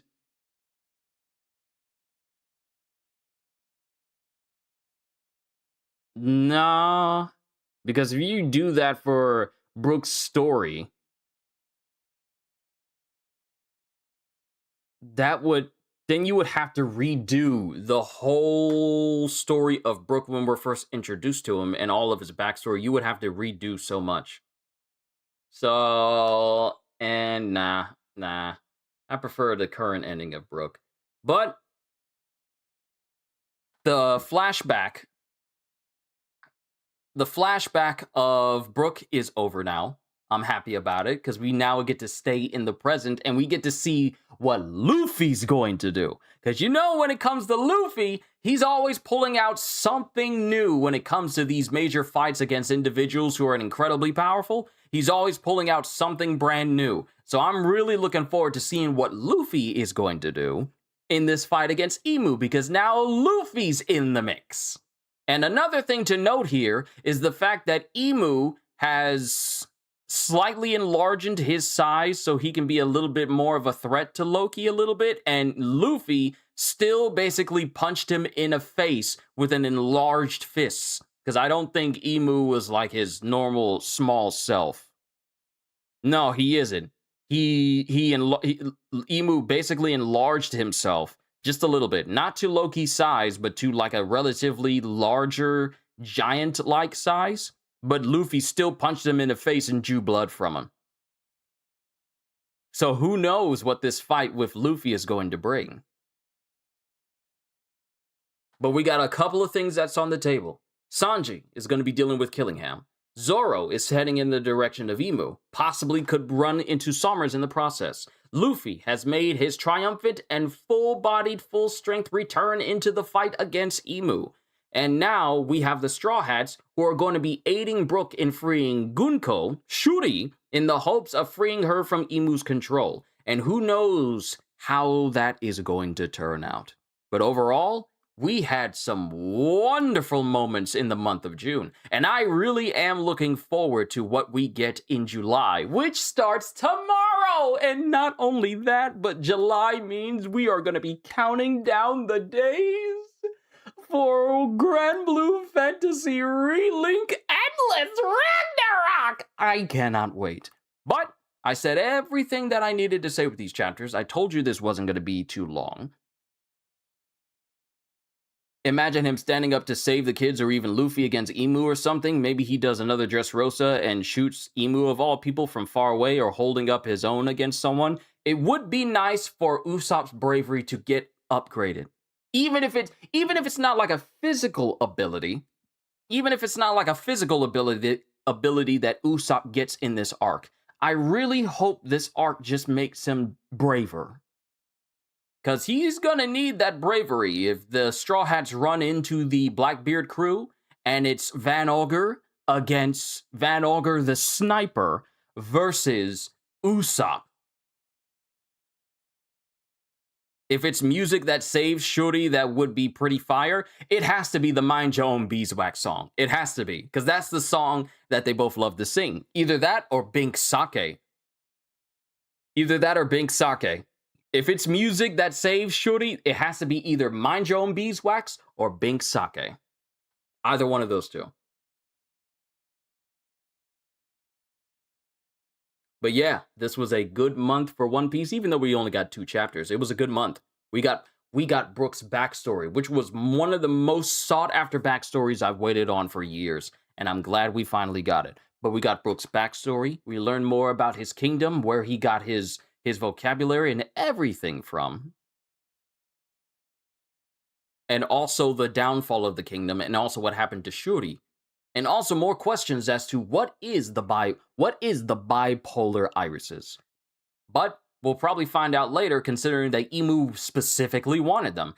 And if something were to happen to Shuri where she's no longer Emu's control, I'm pretty sure Emu is going to fight tooth and nail to get her back because he wants those eyes, which will just bring in more questions.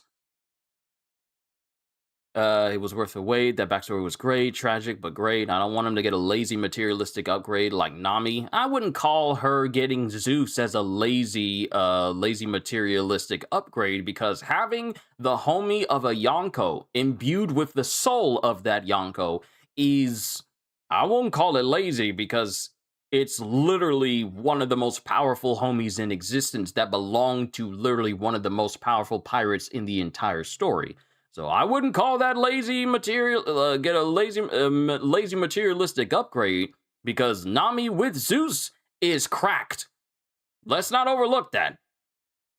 Want him to unlock Haki or get Future Sight or something? We'll have to see. Him being a bit braver means that Haki improves when you are in the heat of battle. We learned this during Wano. Haki improves when you're in life or death situations. So if Usopp becomes a little bit braver and puts himself in more life or death situations, then that could be another catalyst for him to awaken his Haki just a little bit better. And what better life or death situation than now, with literally the king of the world threatening the entirety of the country he so dearly wanted to visit. What is a better life or death situation than that? Along with the Holy Knights as well. I can't think of a better situation for one's Haki to improve. I'm not criticizing Zeus, I just don't want it to happen again. Well, that's you. It all depends on how Oda wants to write what Usopp gets, if Usopp gets anything.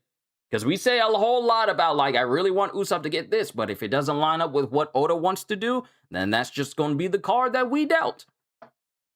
I also like how Zeus also adds to the question whether Big Mom is still alive or not, and how homies work in general. Yeah, because if the user of the Soul Fruit dies, does that mean the homies? Does that mean the homies also disappear as well? He shouldn't be braver because of a weapon. He should be braver regardless. That's what I'm saying. Him being braver would be very beneficial. Him getting a weapon would be nice too, but not the reason that he decides to be braver. Him being braver should be tantamount his character development. That's what I'm saying. I'm not saying that him getting something materialistic would be better for him, or even along the lines of what he needs, or the catalyst for him being braver. Him being braver should by far be the most important thing that happens for him. That's what I'm saying. But yeah, if the user of the Soul Fruit dies, does that mean that homies return to what they used to be? And if not, then that brings in the whole concept of the Soul Fruits and being able to divvy up.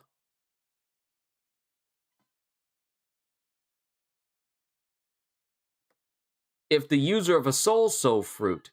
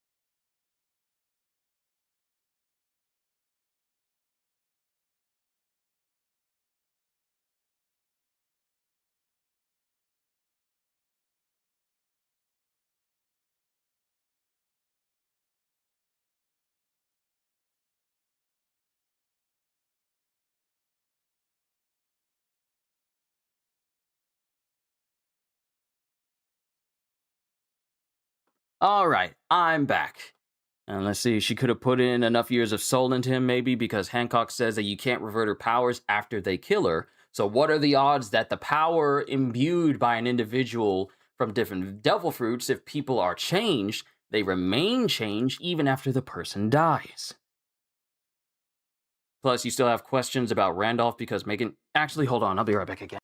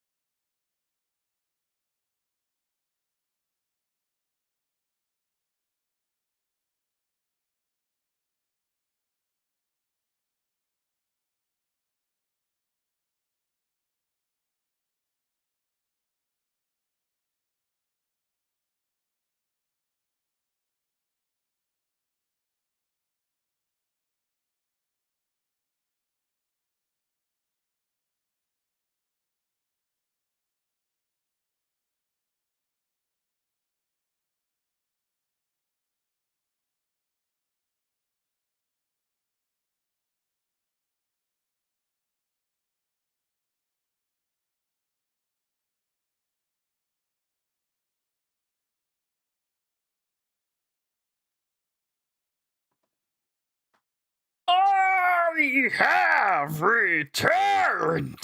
Let's go ahead and wrap this up. Let's see. Uh oh. Ah, there we go. Let's see. She could have put in enough years of soul into him, maybe, because Hancock says that you can't revert her powers after they kill her. But that doesn't mean that she imbued more souls into Zeus so that he could last extra longer, though. Let's see. Big Mom's power is based on taking years of life out of someone and either taking it for herself or putting it into homies, right? It's just literally based on the manipulation of the soul, not just solely taking years out of someone's life, but just the manipulation of souls in general. Plus, I still have questions about Randolph because he's making inanimate objects coming to life. Sure, how do you make a rabbit a homie unless maybe the rabbit was dead when she used her powers? Well, let's look into Randolph.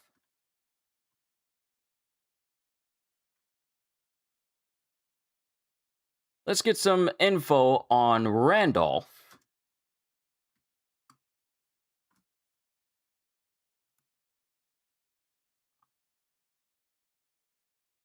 He is indeed a rabbit homie. So, how he became a homie is interesting. So, sometime in the past, Randolph received a piece of someone's soul, giving him humanoid characteristics. And this was in volume 83, chapter 835.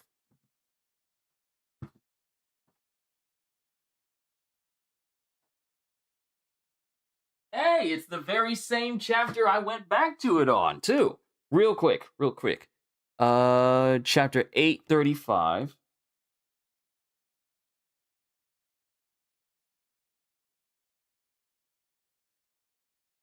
832, 834,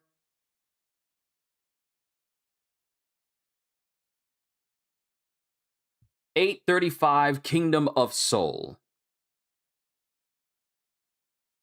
All right, and this is when we learned about the leave or life, where people give up a portion of their lifespan in order to continue to live in Totland.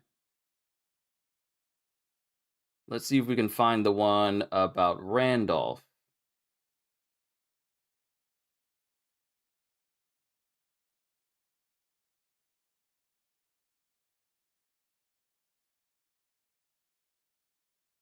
Ah, there it is. All right, so this is when Brule is explaining everything. Mama already knows all about your presence. Did you think you were undercover? Think again. We're all after you now on Mama's orders. That one and those ones. You know, the tree and the flowers, the stumps and more trees, and even him. They've all been told. Let the Straw Hats keep going for now. Just don't let them meet Sanji. Make them rue that they ever tried to mess with me. So, it can be inferred that the manipulation of the soul is not just on dead things, but it can also be imbued into creatures to give them certain characteristics. So, this also alludes to the fact that imbuing an animal with a soul alters their characteristics as well, such is the case of the big old giant crocodile with the bowl hat that almost ate, Carrot and Luffy and Nami and everybody when they went to shore after seeing Sanji during the Whole Cake Island arc, literally within this volume. So it stands to reason that with the manipulation of the soul, it allows animals to basically be changed. He's a really unique homie. I find him more unique than Zeus, Napoleon, and Prometheus. I won't lie, I completely forgot about him. I always assumed he was a mink. That's what I thought too. Until Brule explained that he is essentially a homie. So if anything, he was a regular rabbit until he was imbued with a human soul that basically changed his entire physiology. Which just shows you how powerful the soul fruit is. It can basically change how an individual looks into something else entirely, giving new life to things that didn't originally have it.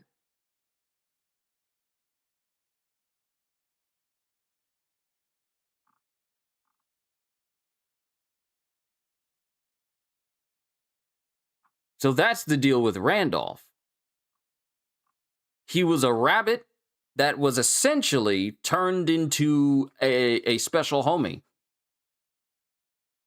Whole Cake literally happens after Zoe as well. Indeed, which basically just keeps people's minds in the fact that, oh, wait, could this be another mink? Because Whole Cake also has many minks in it. So it is not out of the realm of possibility for people to think that Randolph is a mink, because you also encounter more minks within Totland. So it's perfectly fine to think that he's a homie. He's perfectly fine to think that he's a mink until Brule explains beforehand. And this is before, this is after the fact. Because this volume actually takes place after we are introduced to the land of Totland by Pudding. And we learn that there's so many different people here, so many minks here as well, and we're introduced to them. Like, we see the citizens within Totland and the different individuals there as well. Whole Cake Island almost had every race in it except for Giants, Buccaneers, and Lunarians. Exactly. And Big Mom wanted Giants, but she couldn't get them because, well, the Giants don't like her. And she couldn't get a Lunarian, despite she couldn't get a Lunarian as well because of, well, obvious reasons. Because a Lunarian was with Kaido the whole time. And we don't see that until much later on, where Big Mom was looking at King and going like, huh, you're a Lunarian. How about you come back in? I don't have a Lunarian in my country. So why don't you come back with me? And King is all like, yeah, I'm good.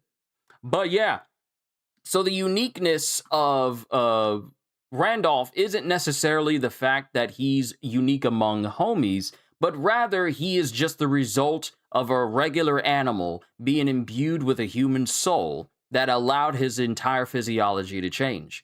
Now, mind you,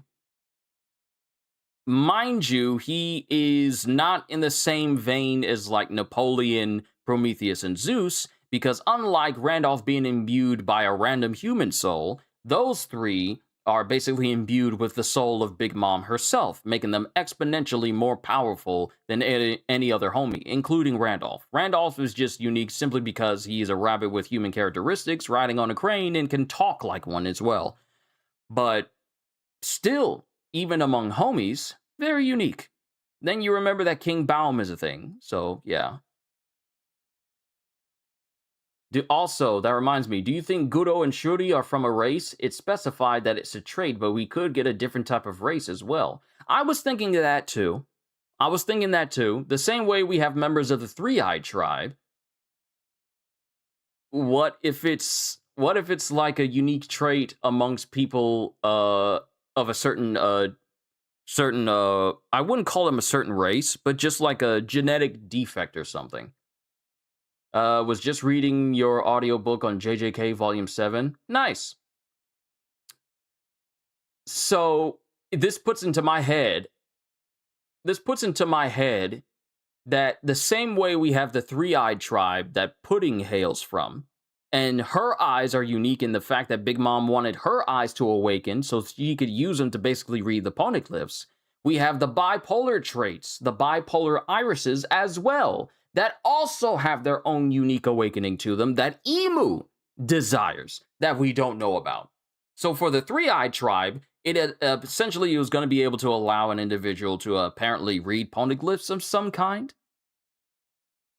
But we don't know the full aspect of the bipolar irises. Whether or not it is something that can induce secondary split personalities because of, bipolarism. We don't know if it does that, or if it has a unique visual capability that would benefit Emu greatly in his, war against freedom itself. Not caught up to add on to the subject. I'm going back to reading this in a bit. All right. Catch up when you can, because there's a lot of One Piece to go back to. But yeah, please don't get spoiled. I say this again. I know you came in here to say hi and everything, but do not put yourself in the crosshairs if you haven't caught up to some of these series. It is so much better when you read them without being spoiled. It hits differently, and it's beautiful too. Kind of like a genetic mutation that differs from the Three-Eyed Tribe, or some sort of weird convergent evolution of races where they're similar to another race, but actually a different race of people altogether. Kinda along those lines. But here's the thing, though. The fact that Goros gave reference that there's something going on with the eyes, it has to be something very extremely potent or extremely powerful for Emu to want to get his hands on it.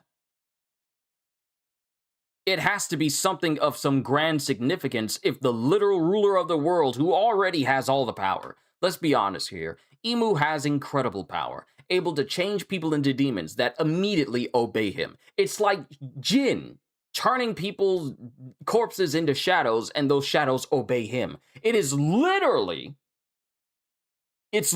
Emu saying, "Arise." And those people arise as demons, and they immediately obey him without a covenant. Being able to imbue immortality into individuals. Like, first of all, that's a thing. And I know I'm going off on a whole tangent, and I really should be going, because I got food here, and that's still hot. But the fact that Emu has all of these powers, the ability to be immortal, and also imbue immortality into individuals, give them increased strength for sacrificing a portion of their lifespan, but if they're also rendered immortal, that's literally next to nothing, until that power's taken from them, and then all those years catch up to them pretty much immediately, and they're whittled down to a skeleton, as is the case with Saturn, is capable of summoning flames that can basically be used as essentially anything, whether explosive shrapnel, used to create giant flaming swords or spears, capable of altering his own size by imbuing himself with these flames, being able to telepathically speak to individuals. being able to summon things out of summoning circles and grimoires. That's all the power that Imu has, and we still haven't seen the fullest extent of it. But all of that, and Imu wants the bipolar irises for whatever thing that they can do. That should be a concern, because of all the power that Imu has, he wants this power specifically.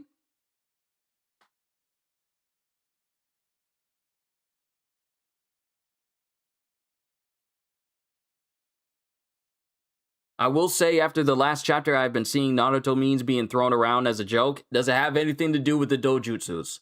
Like the different eyes, like the Byakugan, Rinnegan, Sharingan, Mangekyo Sharingan. I wouldn't be surprised. But Imu wants it specifically. If it was a genetic mutation, it would be very OP, right? If it's like an upgraded version of Three-Eyed Tribe, that won't make much sense. So this is something else altogether. So things like Sharingan Zoro as a meme, for example. Yeah, because people really want him to open up that left eye so they can see what happened to it. Does he have like the same eye as Mihawk? Or is there something else underneath there? That's where the theories are. But I think it's a great concern if the eyes of Shuri are desired by Imu because of some power that they have, and Imu already has all the power in the world, really? Like, he's literally running on God mode right now. Mind you, it's kind of on borrowed time because he's not supposed to leave Marijois. But even after all this power that he has, that was capable of almost pretty much rendering an ancient giant of enormous size and strength under his thrall, he still desires these eyes because they have a power he desires even more. Above all else he can do, he can basically do anything, but he wants this power awakened. For what purpose? What do the bipolar irises do? Do they have any correlation to the Three-Eyed Tribes? Are they related to the Three-Eyed Tribes' eyes? Or are they a completely different set of eyes that could possibly be beneath or above the Three-Eyed Tribes' secret capabilities? That remains to be seen. And we're not going on break. So the question is, do we learn what that is during this arc? Or do we learn later? Because I know we're not going to learn it in the next chapter. There's no way we are. But I am curious as to why it's so important. I genuinely think if Shuri didn't have those eyes, Imu would have removed his powers from her a long time ago. Another reason why these powers have to be extremely sought after by Imu is the fact that that Gunko, during her time, she was seen as the Blade of God. Literally the only member of the Holy Knights to literally attend to Imu personally. You don't see any more. You don't see any member of the Holy Knights, of Knights of God, in the Room of Flowers with Imu, but Gunko was in there. She alone was in there, and she was the only one out of the Holy Knights called the Blade of God. So that just because I didn't forget about that. I didn't forget about that. That just brings even more concern as to why Imu desires these eyes so much, if she is the only one allowed to be near Imu at all times.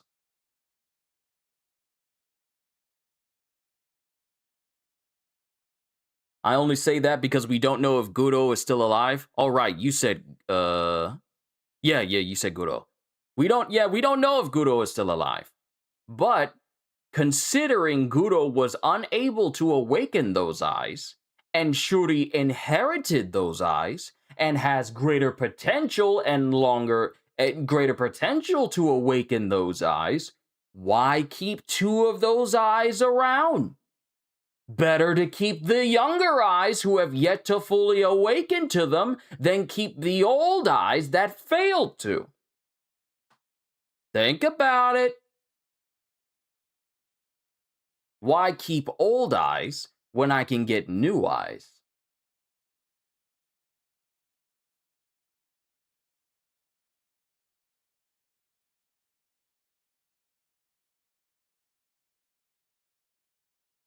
Maybe once he got Shuri, he disposed of Guro since he didn't awaken him. That's what I'm saying. That's what I'm saying. It'd be like buying two copies of the same manga. They're both brand new, but one of them has a frayed edge. The other one is just clean. Why would you keep the one with the frayed edge? You just keep the new one. So you just get rid of the other. Or like this one time, I got a manga volume for One Piece. I brought it home, and the inside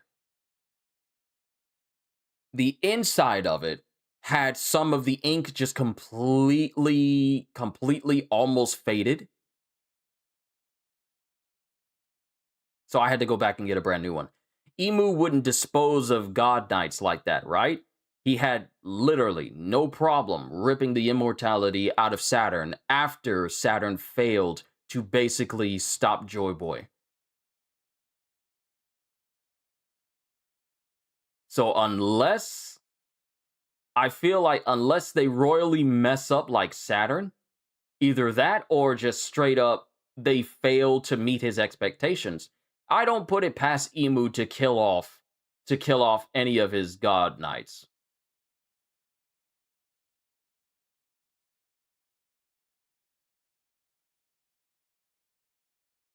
Yeah, that's what I was thinking too, because we didn't see him at God Valley either, and we know the God Knights don't necessarily have the immortality, but do have the weird age-stopping powers. Let me stop you right there. They kind of do, because during the God Valley incident, we saw Garling and his crew get bodied by rocks, and we saw that Garling had suffered many wounds that basically opened up entire tears into his head and face, and he was immediately regenerating from it, but it was slow because Haki was being used. So during the God Valley incident, they did actually have the immortality and regeneration. It's just that it was shown to be slowed because Haki was being used to attack them. And last we saw, Garling was literally on the ground being bodied by rocks. So we saw that. But Saturn made so many mess ups with Bonnie and Emmett, and Saturn did make a lot of screw ups. But at the same time, if Emu is willing to kill off one of his own elders, who has been alive for over 200 years, who knows how much longer Saturn has been alive, I don't put it past Emu to get rid of any God Knights that displease him for anything under that. But yeah. That's my overall opinion. They had immortality, but not age-freezing powers. True, they had immortality, but not the ability to remain ageless. So that was the thing. Which brings into question just like how viable is that? Because Garling continued to age up until where he is now, but he clearly has the ability to self-regenerate. It's also a mess because we know some have the age-ceasing aspects like Somers and Gunko, yet people like Garling still age for a while, which brings into the question, how does that work? Is it a certain covenant that is made that allows people to basically be immortal by regenerating? But they are also capable of aging? Or does the aging stop at a certain time? Like the same way a Saiyan physically stops aging after they hit a certain age?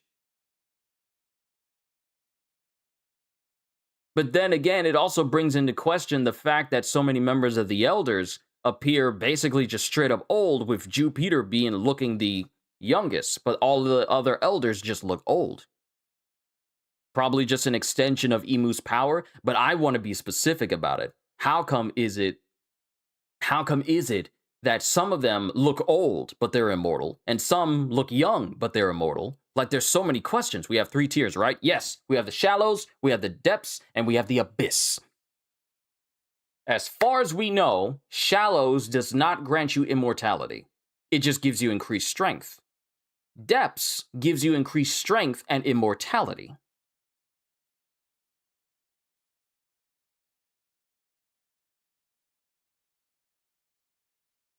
Because if I go over to the abyss, because we can go over this, and this will be the last thing I discuss. I'll say my last couple of sentences, and then we can end it here.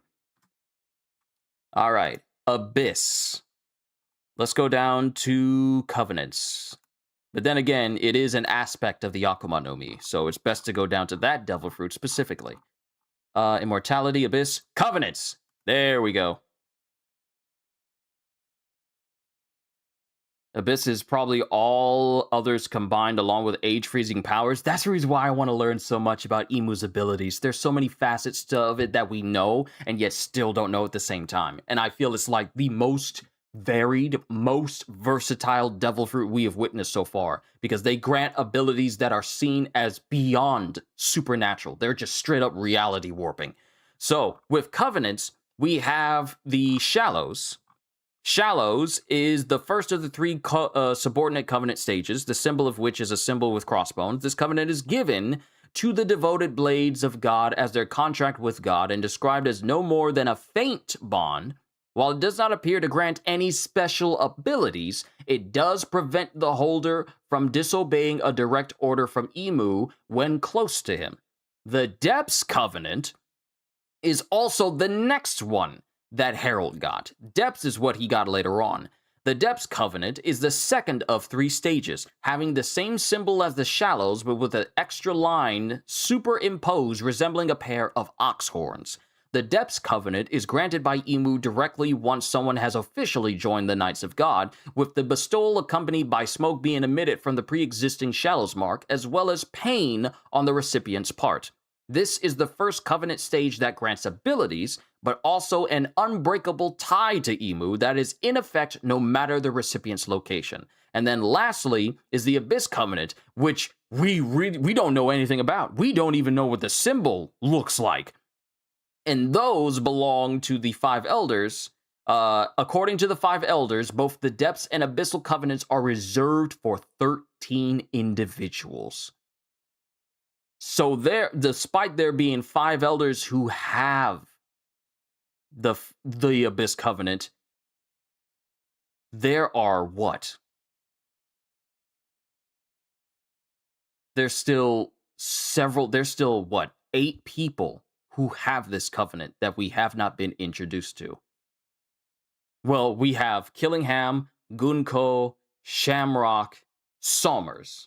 So you take 4 away from that 8, and there's still 4 more people who have it. There's still 4 unknown people who have an Abyss Covenant.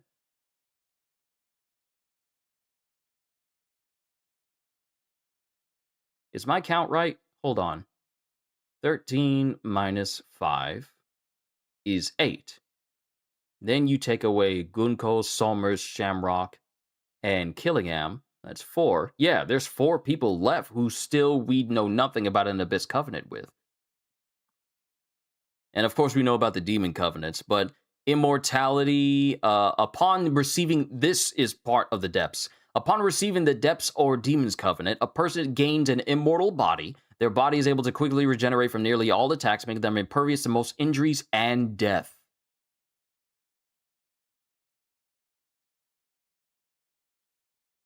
There is a way to counteract this immortality and injure those with the Covenant, which Scopper Gavin successfully accomplished against Shepard Somers. The overall method is unknown, but is indicated to be related to Supreme King Haki. By the way,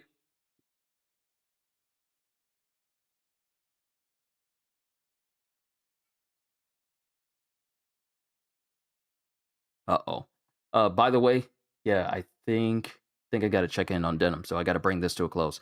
By the way, it's not confirmed that Elder Planet's powers are Devil Fruit powers. It just says their yokai names along with Imu. Abyss Covenant is probably that. They get specific powers along with age freezing powers. That we don't know. But overall, this is what we know of One Piece and the story as a whole. I am looking forward to what July has to offer for One Piece. I gotta head off and help. But overall, this was a good month for June for One Piece. We got Brook's backstory, and we learned more about Shuri, but we have so many more questions. But I am looking forward to July and what July is going to bring us. But that's all I got. Yeah, I gotta go. That's all I got for today, everybody. This has been my reflections of month of June for One Piece. So with that being said, hope you all enjoyed. Can't wait to see you all in my next video. Like, comment, and subscribe if you haven't already, and only if what I did here was worthy of your time. Check out my membership and Patreon, because I am always looking forward to entertaining you, and because I know you're coming back anyway. Have a fantastic day, and once again, as always, later, peoples. Gotta go.